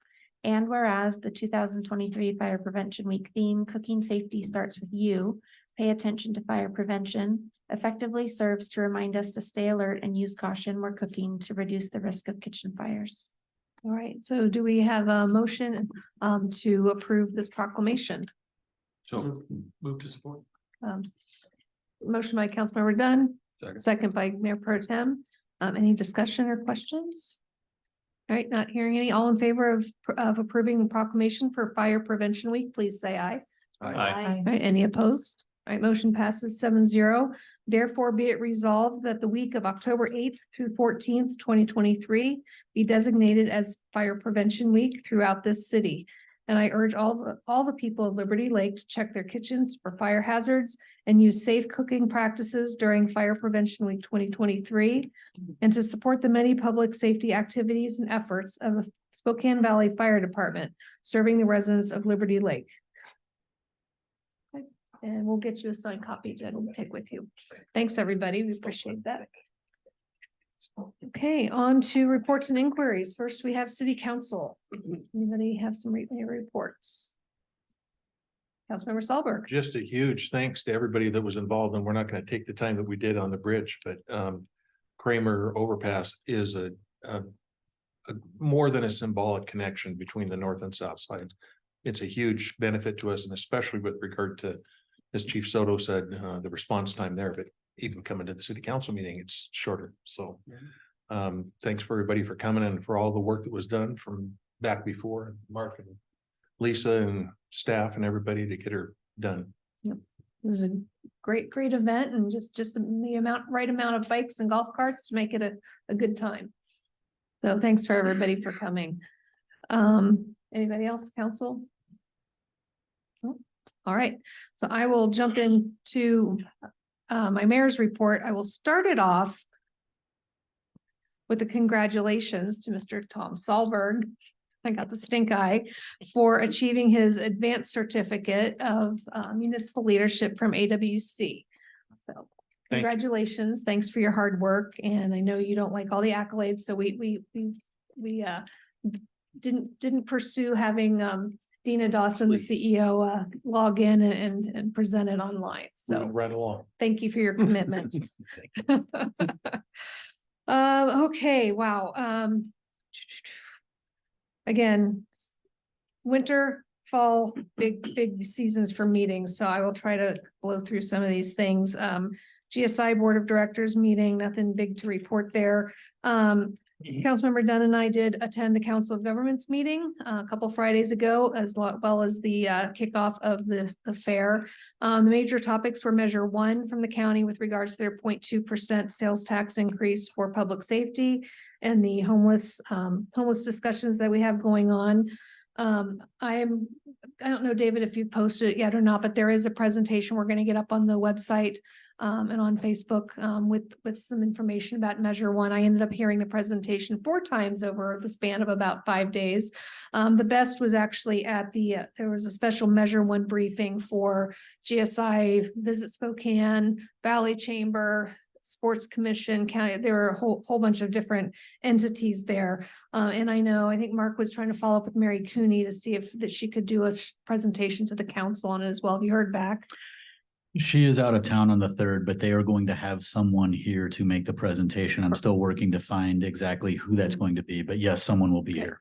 Perfect. So yeah, there's a whole lot more to it than I had expected. So it'll be great for our residents to be able to access that information and for the council to hear it as well. Mark and I met with Lois Bolenbach, the executive director of SRTC, just kind of have the discussion about where Liberty Lake's going transportation wise. We talked about a regional project with the Valley and WashDOT. So she's just trying to get to know each of the smaller entities a little bit better and see what our goals are. Visit Spokane, we had our annual meeting there, another presentation of Measure 1. Just want to share a couple quick facts or not. There it is. This was a piece of data that really jumped out at me. And this is talking about the whole Spokane region. It's not just the city of Spokane. Visitor spending from the economic impact of tourism. This is for 2022, of course. $1.4 billion in visitor spending means that approximately 3.9 million was spent every day on average by visitors in Spokane County. The other one that really jumped out was household tax relief. Each household in Spokane County would need to be taxed an additional $1,045 to replace the visitor-generated taxes received by the state and local governments in 2022. So when people complain about building the podium and building the stadiums and things like that, these are the numbers that people need to look at and realize how much support our visitors bring to this area and how it helps pay for our great amenities and help keep our taxes low. So if anybody wants a copy of this, I can make a couple copies. A couple other quick things from those agencies. So Visit Spokane now has put out their official relocation guide. I've got a copy of it. If anybody wants to look at it, Liberty Lake does have a spot in here along with Valley, Spokane, Airway Heights, Cheney, and the others. So we've got a little bit of a feature area in there along with some the smaller communities within the city of Spokane. And then the new annual manual from the Inlander is coming out. I've got a copy of that. That's with Greater Spokane Inc. We hand these out at the farmers market. And we also have some out here at the table. And I am picking up the new Visit Spokane guides Tuesday. I didn't think about that. Monday or Tuesday next week. So lots of things for visitors. And I also ordered a couple boxes of the new Visit Spokane map, and of which Liberty Lake has its own. Finally, we have our own little feature section of that map coming. So when I get copies of those, I will share that with everybody. SRTC board meeting, we went over lists of projects, which is pretty much what we do almost on a regular basis. We reviewed the recommendations from the administrative committee that I'm on with regards to the budget for 2024. And other than that, we had interviews for project manager. We have made an offer and was accepted. So our new project manager, very, very highly qualified, will be starting on October 11th. And we've had accounting tech interviews since Erica was promoted to train with Anne Marie to become our new treasurer. So we had to backfill for Erica, and we made an offer to her today, and she accepted and will be starting on October 11th as well. So we did have a really good candidate for city engineer. We were ready to make an offer, and it turns out his wife, who had been working remotely, he's up in Northwestern Washington. Between when we interviewed him and we were making arrangements for the date for him to come and get a tour and do another interview, his wife found out that she had to go back to the office. So, we've expanded our search. So we will continue to look to make sure we get the best qualified candidate for the city engineer position. In the meantime, we're continuing to use parametrics to fill in for that. That's a lot. And Winterglow setup starts 11/4. And with the opening on 11/18. So we'll be getting the information out with regards to volunteering, get the word out to any organizations you guys are in as well. And do we have a date yet for our leaf collection and drop off this year yet? I've not heard a specific date. I can talk with Jay in the morning and get that narrowed down, but Great. it's usually starting in November, kicking off in November. So it should be coming up. I know we got kind of waylaid last year because we had the snow so early. Great. All right. I think that's all I've got. Sorry, it was a long one this time, guys. Next we have city administrator report. All right, thank you, Mayor. So a couple of things on the events and reminders. The ICMA annual conference is coming up in October. The only reason really I bring this up is to share that you heard that the mayor is not going to be at the October 3rd meeting. I'm going to be out of town for the October 3rd meeting, but will be remoting in from the side of the conference. City Academy, this is the 8-week session that we invite people to come in and learn all about the city, how it makes decisions, allocates resources, etc. We had the spring session. We had the graduating class come in and get recognized by council. We're going to kick off the fall session on October 19th. And within the next couple of days, we'll be opening registration for the City Academy. And so if you know of folks that want to join us or that you think would be good candidates to join us, let them know about it. The registration link will be available on the city's website, like I said, within the next couple of days, and we'll be advertising via our social media channels and all of that kind of thing. Are we doing Thursday night again, Mark? Thursday night, 6 to 7:30. And the TBD is just because we are considering whether or not it would be a good idea to host it over at the Rotary Room at Trailhead. There's more room over there, but that depends on the availability. So we'll make that determination as we get closer to the event. The general election is coming up on November 7th. That's quite a ways out. I mentioned that only to remind council that according to the rules of procedure, an action is needed to move the November 7th meeting to another date if you want to do that. And there's no necessarily no parameter around which date that can be, but so you've got a couple of more meetings to make a determination and move that November 7th meeting to another day if that's the desire of council. Any questions so far before we move into these other items? Well, just a note on the November 7th. So keep in mind, there are 5 Tuesdays in October, but the Tuesday prior to this is actually Halloween. And I think most of us like to be around our homes for that. So I don't know if this council would want to consider doing the night before or the night after, like on the 6th or the 8th. But that's something you guys can think about and then talk about at the next meeting. All right, item number 2 is the monthly department reports. These have been distributed, and now is the opportunity for council to ask the department directors any questions they may have. Oh, I had one. Mayor Pro Tem, you're up. Mine is for Lisa, and I think she she already knows the answer. In her report, she was talking, is she back there still? She's on the phone. That's fine. I don't really need her to respond. In her report, she talks about when the new 2021 codes are going to go into effect, and they have been adjusted out to March 15th of 2024. That's correct. For 2021 codes. Correct. Beautiful. Thank you. You bet. Any other questions? All right, item number 3, this is just these next couple of items are essentially FYIs. We wanted to bring these to your attention because you will see downstream action of some of these at a later meeting. On the procurement process update, we've recently been confronted with a couple of situations where vendors within a contract that we already have are requesting partial prepayments. And so that's not a normal thing that we run into outside of large capital construction projects.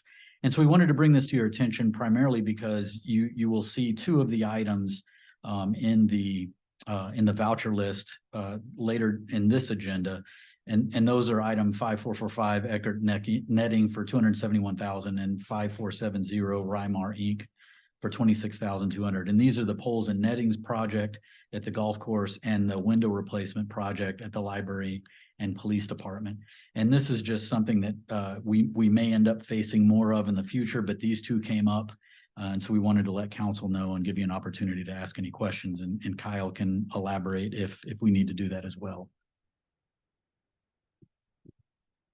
I'll ask the question. Is it simply because it's a specialty product and they want a little bit of money down before they order? 100%. Yeah. That was easy. Any other questions? So it's the rare occasion. It's not the normal. Yeah. We hope so, right? But if we'll have our guard up next time if we have a specialty product to ask for them for the parameters up front, because what was presented to council was the dollar amount and the work to be performed. It wasn't down payment first, then we install. And so this is a little bit outside of the norm for that case, but staff review finds no issues with their request of requiring a down payment to purchase materials. What was the amount again? 46. For the poles and netting, it is $271,515. For the window project, it's $26,299. One is about 20%-ish, and the poles and netting is about 20%. The windows is about 14%. And it doesn't change the terms of the contract or the total value of the contract. It's just a prepayment. Surprised we haven't run into this before, actually. Okay. All right, next item, IT services contract update. We talked a little bit about some elements of this even tonight. But the city approved a monthly IT service agreement with Executech back in October of 2021, and they have been providing services to us ever since. And there's a pricing schedule that gives us certain things, gives us help desk support, it gives us senior level engineering support, it gives us network monitoring and some other things. And as the city continues to grow and mature, we have been having this conversation of how do we continue to provide IT services to our organization and make sure that all of those things are covered on an ongoing basis. And so we've had quite a number of conversations about different methods that may take.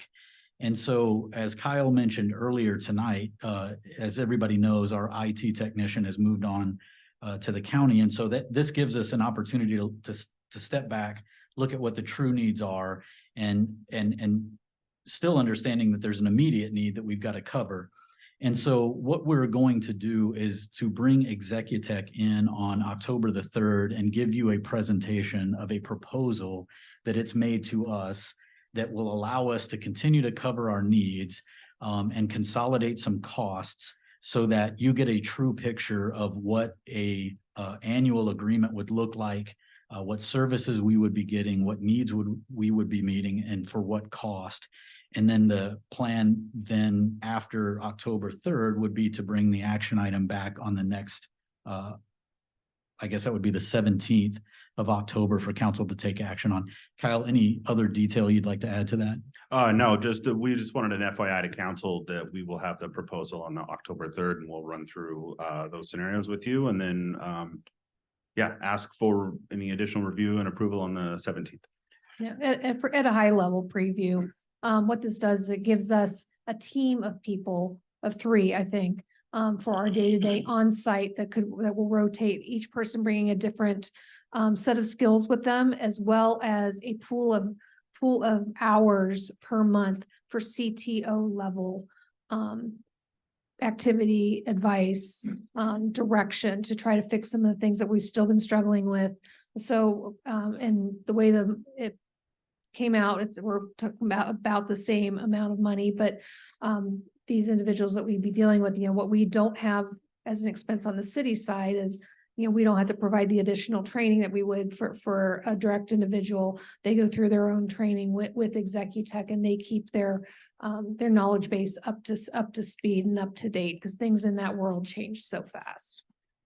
One of the things that we were going to ask for council consideration of as we headed into 2024 was additional in-house IT staff to accommodate the growing need. This accomplishes the need that we see going forward and pivots us away from in-house staff. Go ahead. And it would be immediate, I assume? Or are We're we talking looking at December? December? Okay. I can't remember. Was it December 1st? So it would be a transition from what we have now, the monthly agreement, to the contracted agreement, which would take place in December. Yeah. All right. All right, item number 5, joint planning ILA with Spokane Valley. As many of you remember, thinking back several months, the city began working with the city of Spokane Valley after the SEPA appeal, which was related to the Neighborly Ventures project. And you all remember the kind of the back and forth that occurred that went to a hearing examiner, and eventually there was an agreement reached, but not after weeks and months of kind of teeth gnashing and putting the applicant kind of in this position of limbo. And we don't want to repeat that. That's bad for both of our municipalities, and we want to avoid that for all of the development partners that we hope come to the city and develop here. And so we've been working with the city of Spokane Valley to come up with a way to avoid that. And so both the cities recognize the benefit of the collaboration. Even going back to March of 2023, we kind of had a joint meeting with members of both councils to talk about ways that we could improve that process. And so what we've done is we've worked over the last month or so to come up with this draft ILA that we propose now to bring back to you on October 3rd for you to consider. The city of Spokane Valley will be taking it to their council on October 3rd as well. And we, assume that date is going to happen. We still have some minor issues to iron out with language, but we're confident that we can get that done and bring this item to you on the agenda for October 3rd. So just wanted to give you a heads up on that and allow you at this point to ask any questions in advance. All right, moving along to the strategic plan update. You all received the draft of the top level of the strategic plan back on the 12th, a week ago tonight.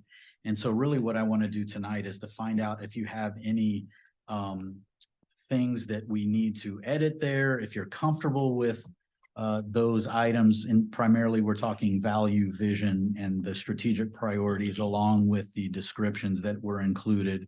And these were all things that were taken from the meeting that we had on August the 22nd and put into a form that I think captures kind of the spirit of what we all discussed there. But I wanted to give certainly you all the opportunity to make any adjustments there. And we don't have to finish that tonight. But I would like to know if we're on the right track or if we need to make course corrections or things like that. So opening up the floor for any input.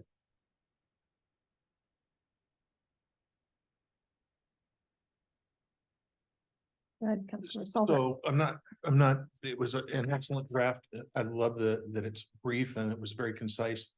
On what we value, I thought that we were going to add patriotism, and that was missing. Like quality of life, integrity, and other things. That was Jed's request. So that was introduced, but we did not get a consensus to add patriotism. We did get a consensus to add at the time what we titled business friendly. And I morphed that into healthy local businesses, which is the last item on the values. Okay. And so that's certainly something that if that's an acceptable wording for that concept, great. If not, we can tweak it. Jed, does that capture what you were going for, hopefully? Yeah. Okay.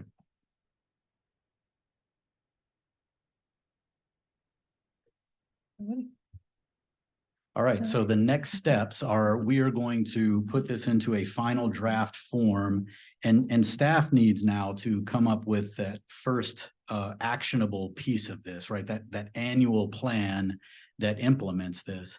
And so that's going to be part of what we bring back to you for adoption between now and say the first meeting in November. So look for that.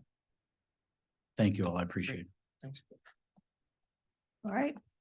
Moving on, we have the Library Board of Trustees report.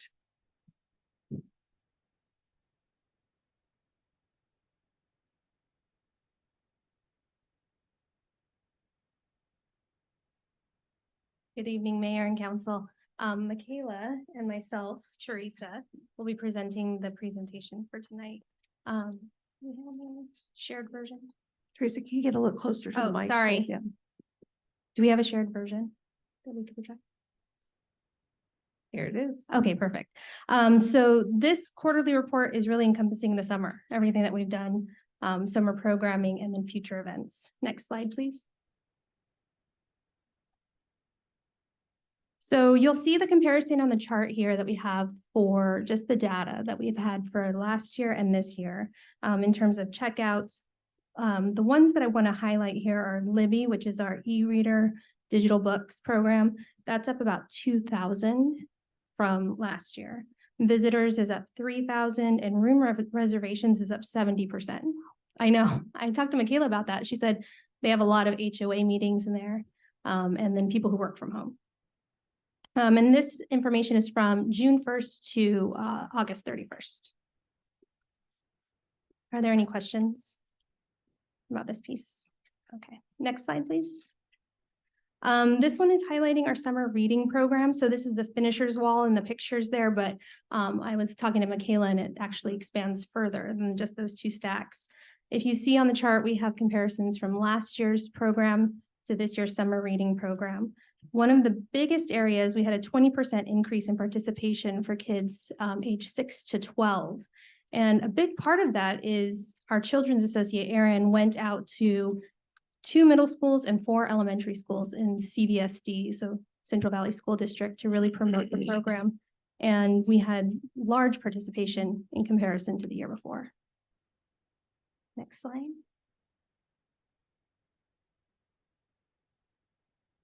Okay. I've had the pleasure to be your interim library director over the summer, so thank you all for having me. Jandy will be back soon. One of the things I wanted to talk about over the summer was our STEM camp. This was one of the biggest events that we did. It was actually it was proposed by our teen advisory group, a couple members. They came to me in December of last year and said, can we do a STEM camp for 4th to 6th graders next year? They planned the entire thing. It was a 4-day camp that happened at the library. The same participants 4 days in a row. At the peak, we had 29. Our lowest day was 24. So it was 4th through 6th graders who came to learn about coding. They used Ozobots. They built all sorts of contraptions. The city maintenance workers came and helped us drop eggs off of the roof, and only one of them splatted, which was pretty impressive. I want to give a big shout out to our teen advisory group who came up with this. They worked on it all from December until July, but in July alone, they put in 133 volunteer hours to put on STEM camp. So they're incredible. The kids had a lot of fun. I had one 6-year-old say, I hope you're still doing this when I'm 10 because I can't do it till I'm 10. So it is a program that they are hoping to put on every year. Next slide, please.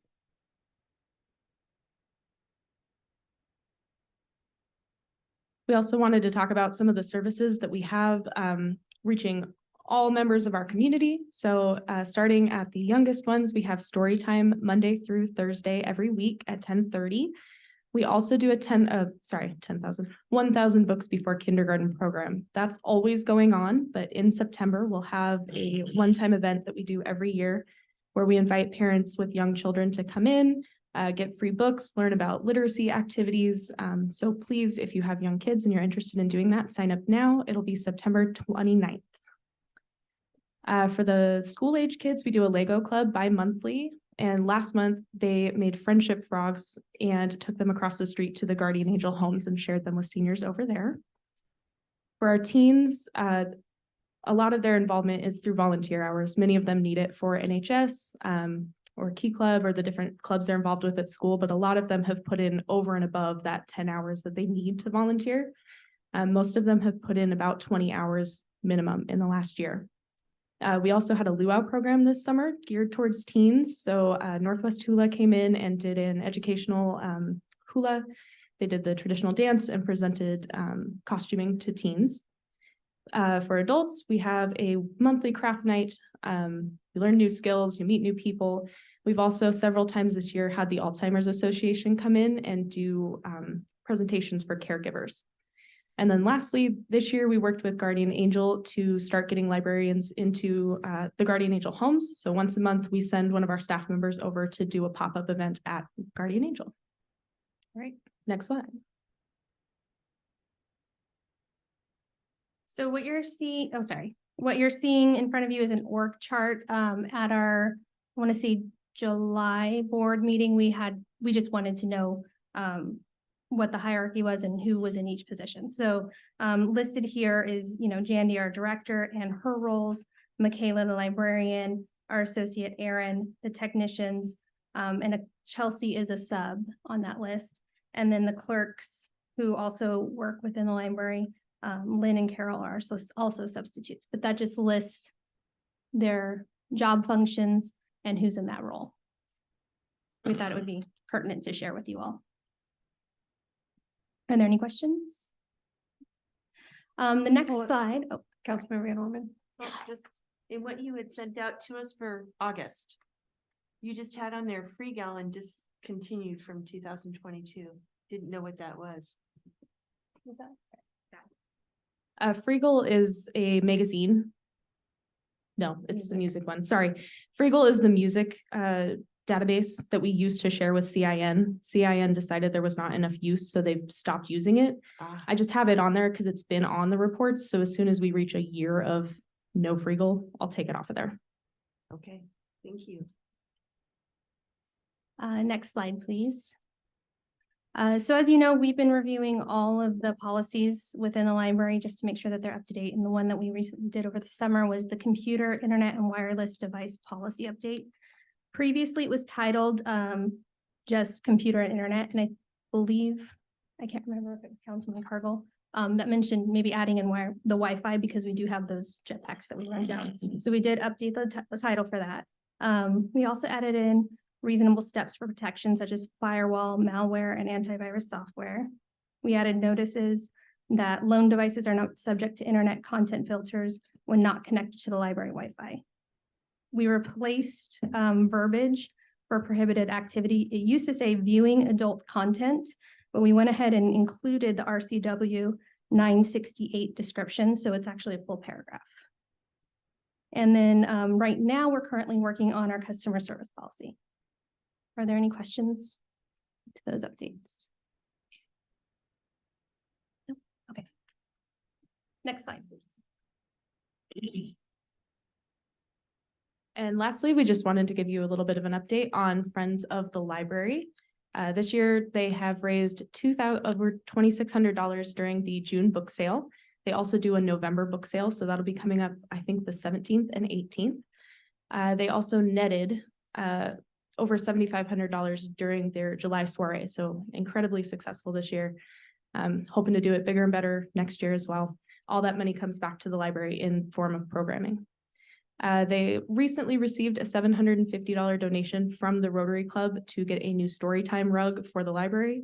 As you can imagine, that gets a lot of use. And the last replaced it was like 12 years ago. And then I wanted to share this wonderful picture of our volunteers dressed as pirates from our last Halloween party. To remind you that the library's annual Halloween party is coming up on October 26th. The Friends of the Library will be there, and so will we. We hope to see you there. What's the theme this year? The theme this year is Minions. And next slide. Okay, any questions for us, please? Councilmember Dunn and Spencer. Kayla, I just want to heartily thank you, the staff and the board, and I'm just so enthusiastic, the community that gathers around our library, that participates in our library, and the programs that are fun. This to me is really just a really big sign of how important the facility is to our community. So, and it takes leadership and it takes direction from staff to execute, and I see it happening a lot. So, thanks. Thank you. Councilmember Spencer. Yeah, just going back to the, I guess, the partnership with Guardian Angel, so you said you send a librarian over there and set up a pop-up event. What does that look like? So we'll pick a selection of books, movies, magazines, especially large print, things that you would see in the library, load it up in a wagon, set it all up at Guardian Angel, and then they come in for about an hour and browse. We also take any requests that they've made from the last time we've been there and sign them up for new library cards. And if they need it, connect them with the Washington Talking Book and Braille Library. So they can check it out at that and check. Oh, out yeah, the they can check out materials right that- there. Cool. Councilmember Cargill. A question for you on the computer use policy. Can we go back to that slide? It's about 3 pages back, I think. Specifically looking at the third bullet point, I think it was. The internet content filters when not connected to the library Wi-Fi. So if somebody gets one of our loan devices, if they leave the premises, it's free reign. Yeah, we can't filter their own connect wherever they're at. They're using the public, like at Starbucks, the internet there, or if it's at home. There's no way to filter that internet there. We do have the malware and the In the antivirus computer. on the computer. Okay, But so we can't censor the internet that they're using. No, I'm not asking if you can censor it. What I'm concerned about is that, for instance, if my son takes home a laptop from school, there are certain things that he can or cannot do on that. Like a Guardian program. Well, not necessarily like a Guardian program, but just to try to make sure that the computer is not hurt, but also make sure that he's not doing something that he Yeah. shouldn't be doing with the school property. But you're saying that we don't have that. No, and in fact, we have within the policy, we do have stated in here that, hold on one second. Access by children. As with all other library resources, minors' access to the internet is the right and responsibility of the minor's parent or guardian. Minors and their parents should discuss the minor's use of email, online chat, and disclosure information. Yeah, and I'm maybe the minor was a wrong example of this. My concern is that somebody goes into the library, checks something out, and is doing something bad with city property, essentially. So that's what I'm talking about. I gave the example of the kids at school because those are right now example of what happens sometimes with computer property that belongs to a school district or the state or whatever. So I'm trying to determine if we can make sure that whoever checks it out is not A, going to harm the computer, and B, we're going to make sure that it's not, they're not doing something they shouldn't be doing on city computers. Yeah, and in terms of once they're on internet access that is not maintained and funded by the city, then that would be a technical question because in terms of our policy, when they're connected to our Wi-Fi, we block out access to all adult content. Right. And then they have to ask if there's a specific website that they feel has been blocked unnecessarily, we have to then approve it. But that's through our Wi-Fi. So once they're off of city maintained Wi-Fi, I'm not really sure what systems there are in place for even maintaining that. So That's maybe something we could engage our IT company on to advise. yeah, that would be interesting. Right, any other comments? Great job. Thank you. Thanks. Okay, Planning Commission, Joe. Welcome.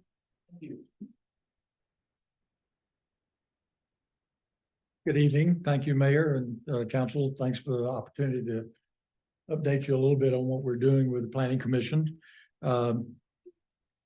Currently, we are dealing with 6 comp plan and code amendment amendments. District open space zone rezoning is one. The signage standards is one. The river district landscape regulations. The community event permitting requirements, we are streamlining those quite a bit. The fencing standards for essential public facilities and utilities, as you know, there's an increasing threat to the utility facilities, and we are working to try to help solve that problem. And then allowing the public utility local distribution facilities as a limited use in all zones. The one that we dealt with this last week was the first one, and it was the only one we dealt with. We had a 3-hour meeting. We had quite a bit of public testimony and 25 letters in opposition to the change to open space. We started on this in June of this year and have been working on all of these through that, but spent most of our time with this particular one. We did pass it with one modification, and that is that it will be zoned open space with that we are prohibiting any shipping containers or any purpose. That is the only modification. It passed 4 votes to 1. That will be ratified at our next meeting, and then will be passed along to you for approval. It also has to go before the hearing examiner because we are making a comp plan change, and that does require hearing examiners recommendation to you as well. Basically, that's where we are at this point. Any questions? Doesn't look like it. Oh, there Yes, you go. ma'am. When you are having your when you're having your planning commission, you're talking about signage. What type of changes are we doing with the signage? We're taking a look at the business signage. You know, we did one modification, and now Greenstone has asked us to take a look at overall signage. We think we can clean it up quite a bit from what we did before, to include blade signs, business signs, size and type, and that type of thing. But it is a modification of the change we did a year ago. Okay, so kind of making it plural to what we did in River District? Correct. Okay, Correct. Trying to make it throughout the entire city. consensus. Yes, ma'am. Okay, thank you. Councilmember Spencer. Yeah, going back to the open space. So, and I'm sure we'll have some more discussion on this when this bubbles up to us, but initial ramifications on the shipping containers, what's kind of being proposed there? It would have to be either accessory structures or permanent structures that would have to pass building code. They would require things such as bathrooms, heating and cooling, and those type of things. So it would be, they are being used quite a bit now. If you see at the community farm, they're being used both for washing and cooling of the vegetables and storage, as well as storage of implements and the things that they use for harvest and tilling the soil, that type of thing. So, you know, assuming that passes, how quickly would they be assumed to be in compliance with the update? We turn that one, put that question to Lisa. I'm sorry. I'm gonna have Lisa answer that. So the issue that's going on right now is that we have issued a notice of violation because those storage containers were allowed as a temporary use until they found a solution for storage in the River District. The notice, when we issued the temporary use permit, it was limited to 1 year. the temporary use permit is expired. And we issued a notice, let them know that they had 14 days from the expiration date to move the containers. They have not moved it. They're now there without a permit. And Greenstone has appealed that. In fact, we had the appeal hearing this morning. So what's going on with the storage containers now has very little to do with this proposal, other than this proposal came forward with not just changing the zoning to an open space zone, but to allow the storage containers as a primary use. Now, as you know, storage or cargo containers are prohibited throughout the entire city of Liberty Lake for as an accessory use. There's not a zone in the city that we allow it. And so, but they wanted to propose it, and it's in the accessory, it's in the accessory structure section, because storage typically is considered an accessory use. Again, the proposed zoning amendment would also provide regulations that allowed these storage containers to be used as a primary use, and would also, and they also propose some design standards, since currently they can't be permitted as a primary structure because they don't meet the architectural design standards that are otherwise required. So interesting process. What's happening now, so the notice of violation has nothing to do with what they're proposing. The notice of violation has to do with our code today, and they're in violation of our code today. The hearing examiner heard it today. She will be providing a written recommendation to city council, and then we'll be scheduling a hearing before city council on the notice of violation. As for the code amendment, Planning Commission made a recommendation. Now, because it's also rezoning a property, which is a quasi judicial matter, it goes to the hearing examiner. That's scheduled for November 2nd. So this will not come back to you until we have a written recommendation from the hearing examiner on that case. And so right now, the earliest that you could expect to see that case is sometime in December. And actually, the decision on the zone change and the zoning regulations that have been proposed by Greenstone are ultimately council's decision. I'm sorry, that was long-winded, but we're in the midst of a complicated situation right now. Thanks, Lisa.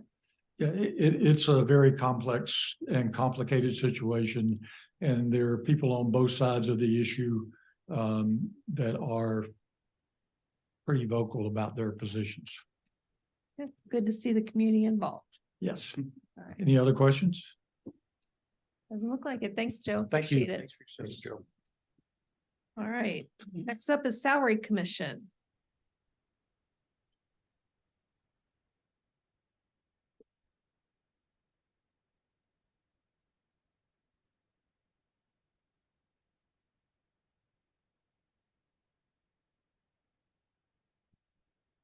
All right, so the Liberty Lake Salary Commission met in August and September. It is their duty to evaluate, and we'll get into this a little bit in the presentation, what like cities are implementing for salaries for elected officials as well. We'll go to the next slide, please, Jacob. And their process outlines 4 key markers. It's what is the objective of elected officials? What is their job? What is the objective of the Salary Commission? What is the job role of elected officials? We have a parameter pool for the market data that we evaluate, and then we provide the Salary Commission provides a recommendation. Next slide, please, Jacob. So ordinance number 176A, section 5 states that it is the goal of the Salary Commission to base salaries of elected officials on realistic standards so that the elected officials may be paid according to the duties of their offices, and so that citizens of the highest quality may be attracted to public service.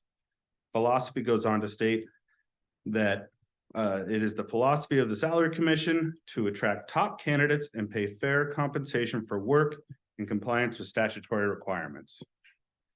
So in that review, every 2 or 3 years, the Salary Commission puts out a council member and mayor questionnaire to evaluate job role and and compare that back to the mayor and council member handbook that is published by the Association of Washington Cities and MRSC.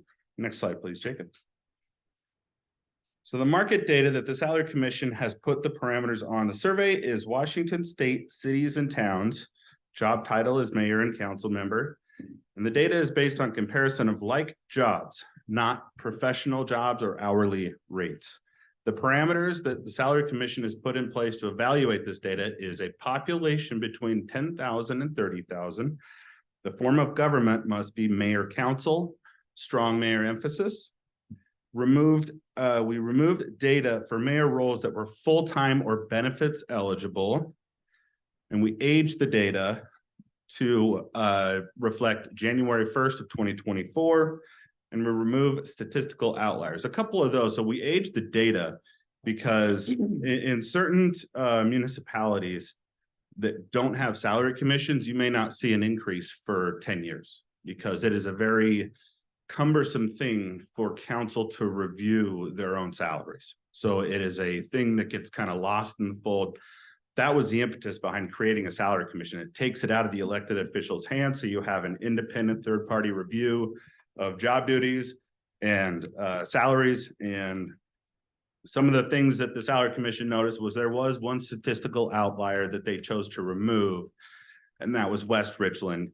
And they have a similar, all the similar parameters, but if you have one data set that is so far outside what you see from everybody else, they made the decision to remove that from the pool.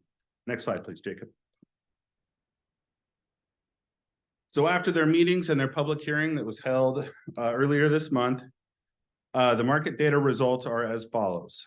So the mayor compensation was evaluated on 12 cities. The average age compensation of those 12 cities was $2,475 a month. Our current amount is $2,500 a month. The recommendation and approved amount for mayor is $2,500 a month, starting January 1st, 2024. That is no change. Council member data set was 20 cities. Age average compensation was $816 per month. Current amount was $878.50 per month. Approved amount starting January 1st, 2024 is $820 a month. And with that, I'll stand for any questions on the process or any of the data. I'm just curious what the West Richland looked like. Were they above or below? What was They what were was the outlook? substantially above. Way above. Oh, really? Councilmember Cargill, go ahead. Two questions, Sean. One, can we, are we allowed to reject the increase individually? And then two, is there a mechanism in place, Kyle, that would allow us to reject the entire salary or donate it back to the city? We tried that years ago. Wendy probably remembers this. And we tried, well, Sean does too. We tried every which way up and down to do that, and we weren't able to. Okay. In that case, there ended up being an anomaly and they didn't have a quorum, so we were able to get through it. But it was the year of the recession and the whole council wanted to reject it. We were trying to figure out how, and we couldn't. And that's kind of the rationale behind this. I mean, you can't force somebody to cash a check. Let's Right. say that. Right. So, Okay, thank you. yeah. Any other questions? Well, Good. just an input, but it doesn't stop you from donating if you'd like Right. to. Oh, sure. Yeah. Yeah. All right. Doesn't look like there's no any more questions. Thanks for your work. Commissioner Saba, Commissioner Joan Westman, and Commissioner Jim Baumker. Thanks, guys. All right, Liberty Lake Water and Sewer District. I don't see anybody here and I don't see anybody online. All right, I know, Mark, you go to the board meetings. Is there anything to report from the Sewer and Water District that you know of? Not specifically, although they're continuing their remodel over there and still have some things that they're finishing up. But like I said earlier, I need to get with Vijay on a couple of things and can bring back some information from that discussion. Okay, great. All right, moving on, workshop discussion. We're up to tax increment financing and local infrastructure financing tool 3-year project update. You should have a copy on your desk somewhere. So you guys should have the very rough draft list that will be buttoned up by October 3rd. We do plan, pending any additional discussions that need to be had, we'll put forward this resolution either October 3rd or October 17th for a approval of the next 3-year project schedule. Kyle, I'm just gonna ask, does anybody around the dais need a refresher on TIF and LIF and where the money comes from, and what it does? We'll do that right now. Okay. I'm gonna force feed it to you. Sorry. Well, okay.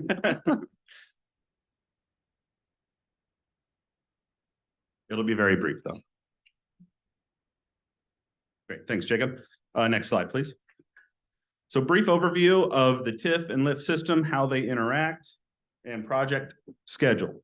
So late in 2005, the city authorized the county to create an increment area known as the River District Revenue Development Area. The base year for property tax consideration for this was 2006. Subsequent years, the 75% of the property tax generated above the base year goes into the tax increment financing fund. There are 3 districts involved in the TIF program: the city, county, and Spokane Valley Fire. The term currently is 20 years or generate $20 million. That currently expires in 2025. We'll get into how this interacts with the LIFT on the next slide and potentials for subsequent renewals of the program in 5-year increments. These monies are to be spent on public improvements or a match. And TIF, we need to understand, is not new revenue. It is a diversion of increases in revenue that initially are supposed to be directed for operational costs. These are now diverted for capital costs. Next slide, please, Jacob. So the LIFT program was created in 2007. The base year of 2008 was created, but the measurement year was 2009. The funds are matched from local resources, which is our tax increment financing program. This is a dollar-for-dollar match capped at $1 million and is provided by the state.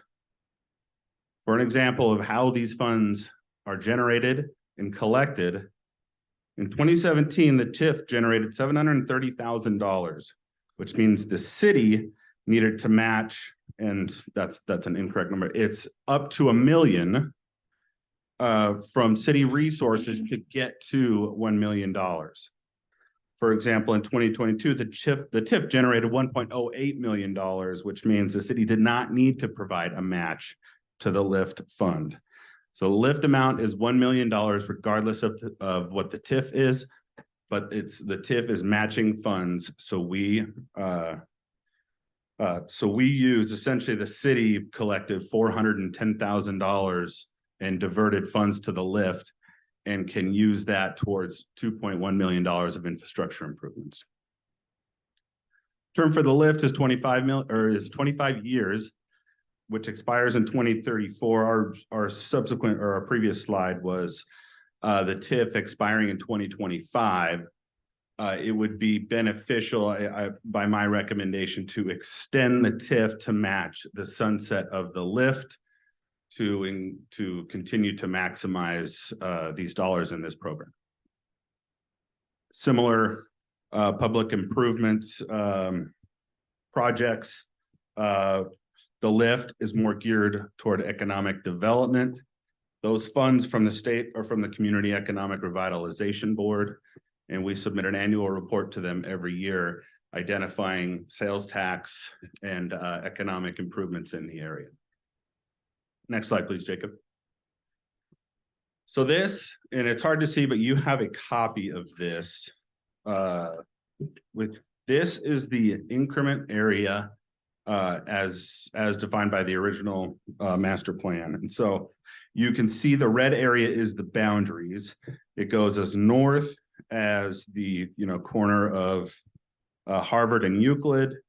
Then obviously goes west from there, goes as far east as where you would see Huntwood just to the south there, and then diverts back just south of I-90 and into where you can see the Kramer improvements were for the far south portion of that increment area. So this was the master plan that was developed for economic improvement and TIF and lift associated activities.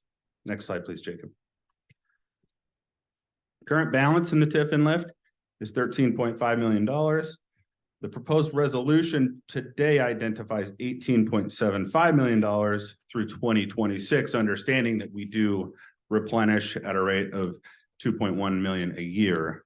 And again, this is subject to change. Next slide, please, Todd.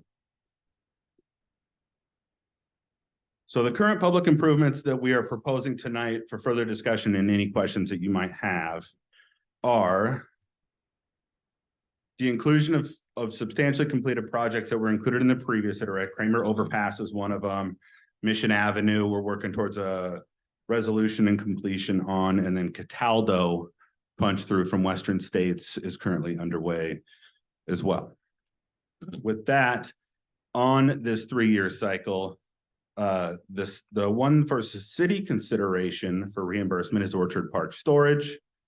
We have others. You'll see the hub facility expansion. We had Phil Champlin a couple months ago give an update on what their plans are. He's in the audience tonight to field any questions. What you see on this balance sheet isn't tied to any one single improvement. It is kind of a rolling understanding that these improvements are TIF and lift eligible. Should the hub board want to donate these improvements to the city, that is a consideration subsequently that city council and the board will have. But we have also included other improvements from Greenstone on this. We have the Harvard Road Trailhead improvements, the North Liberty Lake Plaza, Kramer extension from Mission to Indiana, and the Indiana extension past the Liberty Lake Water and Sewer District. I can say number 10 on this list will not be on the final version. We are not ready to proceed with that one in the next 3 years, so you can disregard that one. Second page is the TIF and lift balance sheet that shows our path to 2026. Again, this is a draft based on priorities and final recommendations for inclusion in the resolution. We will have this buttoned up and have an updated balance sheet when the resolution is presented. So with that, we can stand for any questions. Kevin Schneidmiller from Greenstone is here. Like I said previously, Phil Champlin from the hub is here as well. We'll entertain any questions. And then going forward from that, we'll button up a final version for council consideration on a resolution. Also understanding that while this is a 3-year update, this can be amended and updated at any time. All right, questions? Councilmember Van Orman. One thing I don't see, Kyle, on here is, granted, hasn't started yet, but Toledo Station. Toledo Station? Toledo Station, and that's the area that's between the freeway and Mission Avenue. That whole area there. Sure. Mayor and council members, Kevin Schneidmiller representing Greenstone. We do not control nor own the area between Mission and the freeway. That is Centennial Properties. It is within the TIF and lift boundary as Kyle showed. I do know they're starting planning, some initial planning on that, but we do not control that property. So. Okay. Kevin, are you also kind of looking at this map north of the river? Granted, it is not within the boundaries of the city at this current time.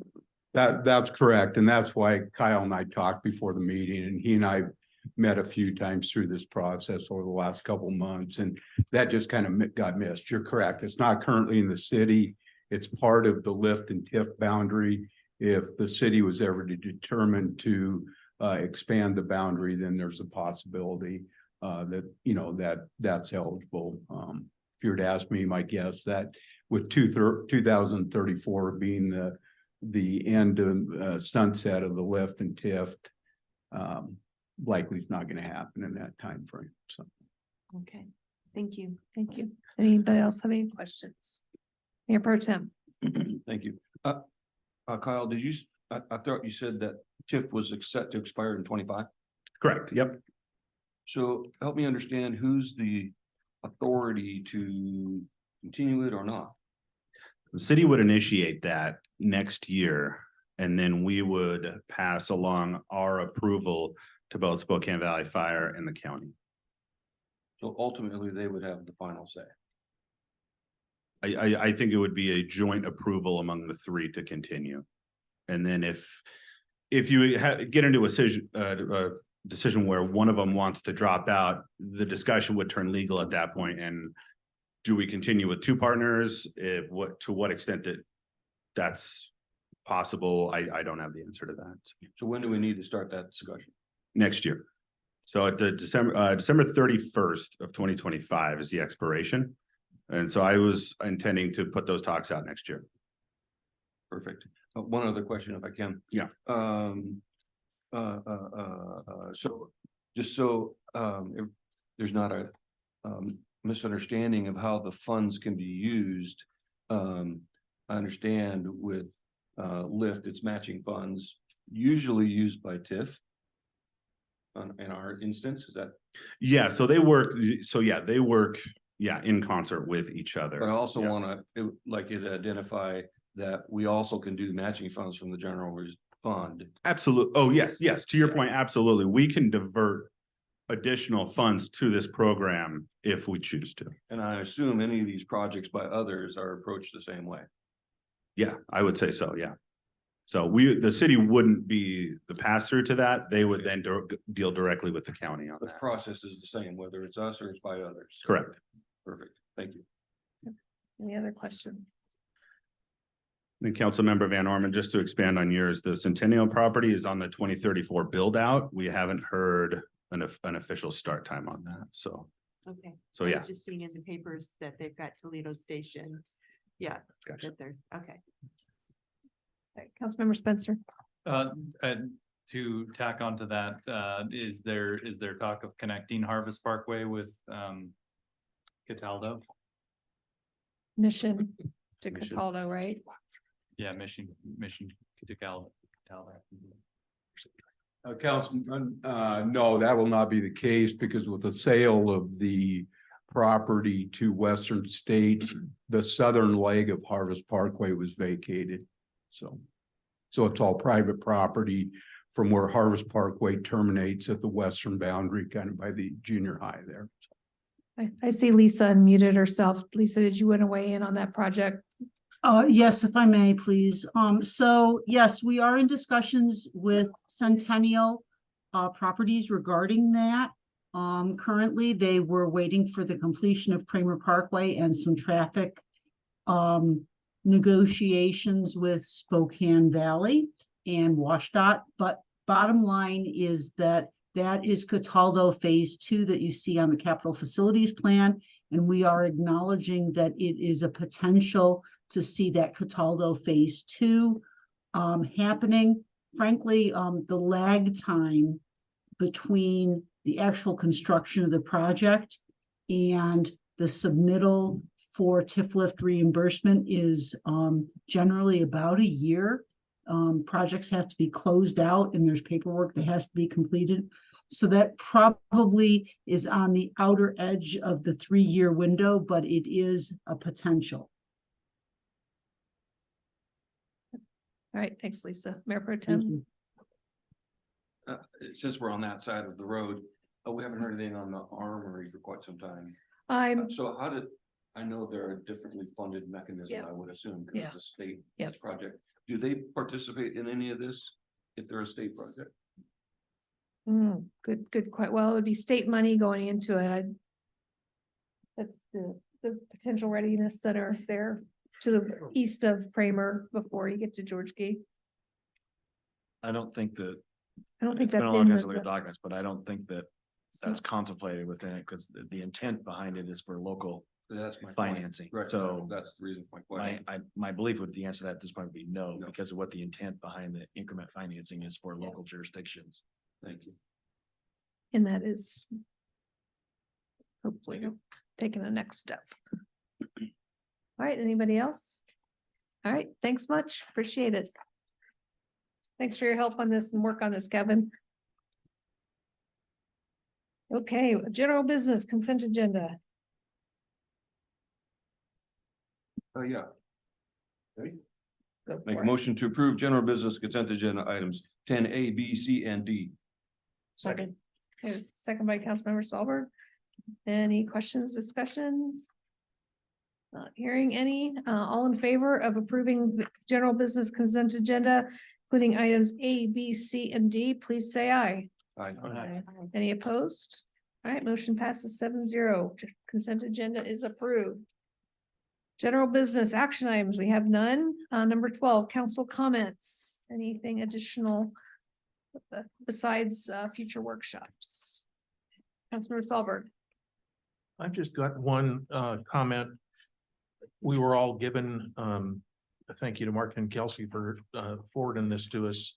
A citizen concern comment that started off as a conversation that we were involved in on the community page.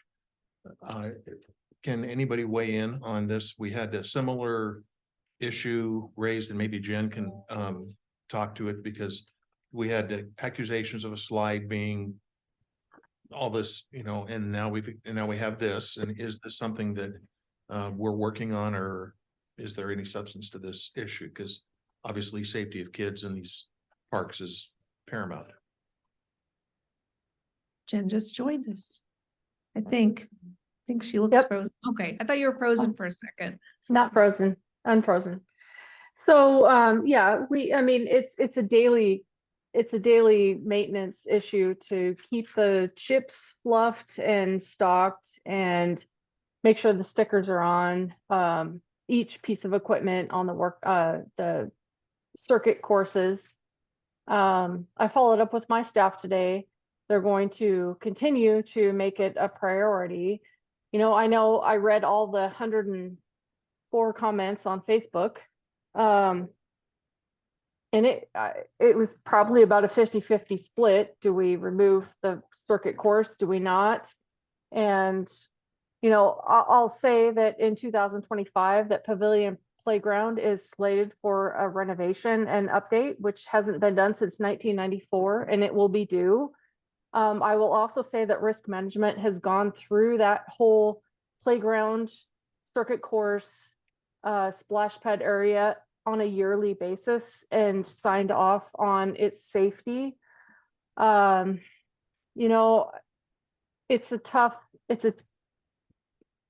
don't know what to say. It's a tough choice. Parents, it's not really meant for kids under 16.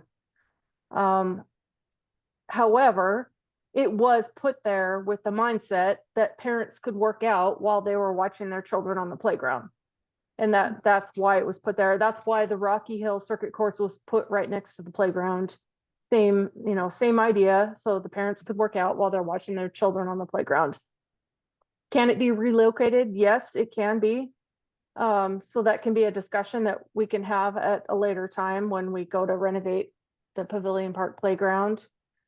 I don't have a recommendation right now as to which way to go, but we will continue to make sure that the chips are, the fabricated chips are where they need to be, and the stickers, the grip stickers are replaced in a fashionable way. I don't really know what else to say to that, but. Thank you. All the rest of those issues, Jen, mine was more about just the day-to-day maintenance of these things, and maybe if we had any claims. And if it's a day-to-day maintenance, and if what you answered, and Mark's gonna craft something that we're gonna start working on improvements in 2025. Yeah, we don't need 100 different comments, but thank you. Got it. Yeah, Thanks, and Jen was shaking her head. We have not had any claims. Okay, thanks. Any other council comments? All right, moving on, we have public hearings and appeals. We have public hearing for the 2024 preliminary budget, citizen input. So if I just open it now. All right, so we are opening at do I go by the computer, or do I go by the computer? 9:06, we'll open up the public hearing for the citizen input for the 2024 preliminary budget. If there's anybody here in chambers who'd like to make a comment for the 2024 budget, please speak now. And if there's anybody online who'd like to weigh in, just send a note to our meeting host and he'll let me know. Anybody? All right, we don't see anybody here in chambers and we don't have anybody online. So we will go ahead and close the public hearing at, lucky me, 9:07. All right, thank you. There will be other opportunities coming down the road. Resolutions, we don't have any. Ordinances, we have second read of ordinance 297. Kelsey. Ordinance number 297, an ordinance of the City of Liberty Lake, Washington, establishing the City of Liberty Lake Transportation Benefit District, establishing boundaries and authority of the district, and improvements and operations to be funded by the district. Okay, another opportunity for public comments before we take motions. This is the ordinance that would, as Kelsey said, establish the Transportation Benefit District, which would give the council an option to move forward with the 0.1% sales tax to go toward road street maintenance. Does anybody here in chambers have any comments or questions? And anybody online? Again, if you're online, send a note to our meeting host in chat. Nobody, we have nobody online and I don't see anybody raising their hands or jumping up to the podium in chambers. So we have no public comments. Do we have a motion? Move to approve. We have- Okay, we have a motion by Councilmember Solberg, and second by Councilmember Cargill. Any discussion? Just a question. Yeah, sure. Has anybody heard from, by way of email, phone call, anything? I've had a couple people ask me for clarification, and once I clarify the discussion, they've pretty much been Yeah, some farmer's market discussion, but. All right, thank you. Yeah, and I just wanted to add a quick comment that, as we just discussed a second ago, this does not approve the tax. Correct. This gives us a mechanism to approve it if we want to at a later time. Right. District. Yeah. Yep. All right. So hearing no further discussion, all in favor of approving ordinance 297, please say aye. Aye. Any opposed? All right, motion passes 7-0. We're getting there. No emergency ordinances, introduction of upcoming agenda items. Bear with me while I filter. Thanks, Sean. All right, we had our two for today, October 3rd, tentatively. Councilmember Cargill, you had asked about this with regards to boards and commission meeting transparency. I wasn't 100% sure what you were looking for there, but you kind of mentioned it earlier with regards to meeting recordings and such. Yeah, So, meeting recordings and then also what's available in packets as well. So Okay. this is per Commissioner Chris Jordan introduced something similar in Spokane County to just make sure that the citizens have what they need to be able to provide testimony and public input. So this is modeled similar to that. So we can have that discussion. perfect. on it. And anything you can provide ahead of time. So we'll see if we can, I don't remember what else we have planned on the 3rd. Yeah. But we will see if we can fit that in. Legislative agenda tentatively for the 17th. We got a big packet from GSI just this week that we want to go over. And the council really hasn't tackled legislative agenda much in the past, and it's time we do so. I serve on a couple of these boards and they're always looking for our input. So we're big enough now to have a voice and weigh in on these things. And I'd be happy to represent those directions from the council at those meetings. So we will go over that. Code amendments. Mayor, can I ask a quick Yes. follow-up on that? So would that be through, we would express that through GSI, or we would come up with our own plan to give to our legislators? I think we're so fresh to this. I think that can be part of the conversation Okay. because, because I'm on Greater Spokane Valley Chamber, they've got their desires. Yeah. GSI has their desires, AWC has theirs. So we have a whole bunch of different pieces. And I know Senator Padden, we're trying to work out a day for him to come in and touch base with us as well. And working on with that with our representatives, Schmidt and Christian as well. Yeah. So we do have their ear We didn't really have a whole lot of that, in the farther past. So like I said, we're growing up and they're paying attention. So we need to really take advantage of that. So, Yeah, and we need, as elected officials or as officials, period, to testify with things that are community safety related and things that affect us, whether we do it through GSI or any other way, that is our responsibility. The legislature is very responsive to us doing that. Yep. Yes, Mike and some of the others are good to talk with, but that is our responsibility. And I really encourage you to do it because they do give you time. Sometimes Yeah. you get cut off to 3 minutes, Yeah. sometimes less, depending on how much time, but it's by Zoom most of the time. yeah, so yeah. It's not hard to do. Luckily, the legislature kept that Yeah. after COVID, because before that, you had to be there in person. Which And was you get really all the good, so- packets of material to prepare for it too, including changes to RCW. So, Yep. yeah. Yeah, I know, a couple of us have testified. I know Chris has quite a bit in the past. So I know AWC had a training on, how to go about contacting your legislators and stuff. I'll try to find that training and get you guys the link. And, maybe even, Chris, since you've done it so much, maybe give a tutorial to the council as well about how to best approach things. All right. Anybody else have anything we want to put on future workshops? Mayor Pro Tem. Yeah, I want to have further discussion about the flock cameras. Okay. Oh, yeah, Kelsey already had that. We're good. Oh, she did? Okay. Yep. Sorry. Councilmember Kurtz. Just wanted to follow up and can we talk about the November 7th meeting now and decide what we Sure. want to do? Is that okay with Okay everybody? with me? All right, that's discussion's up to you. So they said I'm good for Wednesday. the day after. Wednesday, the 8th, Just throw it out there. nods or shakes of head. One quick question. So we meet the following week to do budgets. Yeah. Is there a possibility of combining those meetings?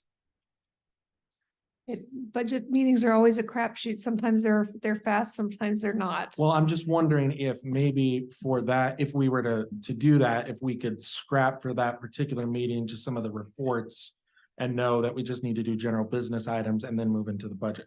Just an idea. I'm fine either way. I can do it either way. So I'm open to discussions. Wednesday's good. Wednesday works for me. Wednesday, the 8th. So do you have a motion? Move the November 7th regularly scheduled meeting to Wednesday, November 8th. Okay, do I have a second? Second. Second by Councilmember Follier. All in favor, please say aye. Aye. Any opposed? All right, we are moved to the 8th. Did you say we had a meeting on the 14th? that's part of we have a special meeting, as part of the budget review. Yeah, we've got it penciled in. Yeah. Yeah. I missed that memo. See that? Did I not read it? I'm serious. What? This guy? Yeah. All right, I'll take your word. That is a suggested. It is not, has not been scheduled. That is, so budget Placeholder. binders will be out on October 17th. We will develop a schedule for review and things of that nature. And so that is an anticipation date rather than anything formal. Right. I see how you're working now. All right, do we have any other upcoming agenda items to add? One more Councilmember quick Fargo? question. So Kyle, now that we approved the TBD, what's next on if we want to move forward on that? Good question. So October 3rd meeting, we're gonna have our annual review of revenue sources for 2024. And so we'll have that discussion kind of at a little bit of a higher level. We're not really in a position to make a concrete move on implementation versus what's going to happen with, is it Prop 1? Is that the Measure 1. Measure 1? And so we have a couple of different potential revenue streams kind of fighting for some space on our balance sheet. And so that discussion is going to be had over the course of the budget discussions. And, as soon as we know the direction of that, we can pivot from there and say, okay, now it's time to implement, time to eliminate the utility tax. Here's going forward as soon into 2024 as we can get it. Here's the priority of the council on these revenue streams. Okay. Yeah, the initial budget is kind of worst case scenario. Yes. And then once we get the results from Measure 1, we'll probably have to pivot. Right. In some fashion. Yeah. All right, no, there's no other upcoming agenda items. Are there any more citizen comments? Anybody on? Oh, we have one here in 3 minutes. Yeah, I won't take 3 minutes. Hi, I'm Michael Hamlet, Liberty Lake residents on flock cameras. I would like to know what the diminishing return on those cameras are. So at what point do we purchase cameras and they stop benefiting us before we subsidize an HOA? They have a certain amount of benefit, but gathering certain amounts of intelligence is difficult when you have a small police force and we have a small city. So I would really like them to tell us what is the diminishing point of returns on those. Yeah, thank you. We can have somebody follow up with you. All right, anybody else? Anybody online? No. Mayor, I do have one written comment to acknowledge. Oh, sure, go ahead, If now's Kelsey. okay, which we received from Stacy Miller, and it was shared with council and the mayor in advance of the meeting. Thank you. That's the one that I was. Yeah, came into our emails. Okay, no executive session unless there's any objection, we'll go ahead and adjourn. See you guys. Oh, well, in a little bit, remember, so Mayor Pro Tem's running the meeting on the 3rd. I'll be in upstate New York. I'll be in Boston. All right, so we'll try to keep the agenda light.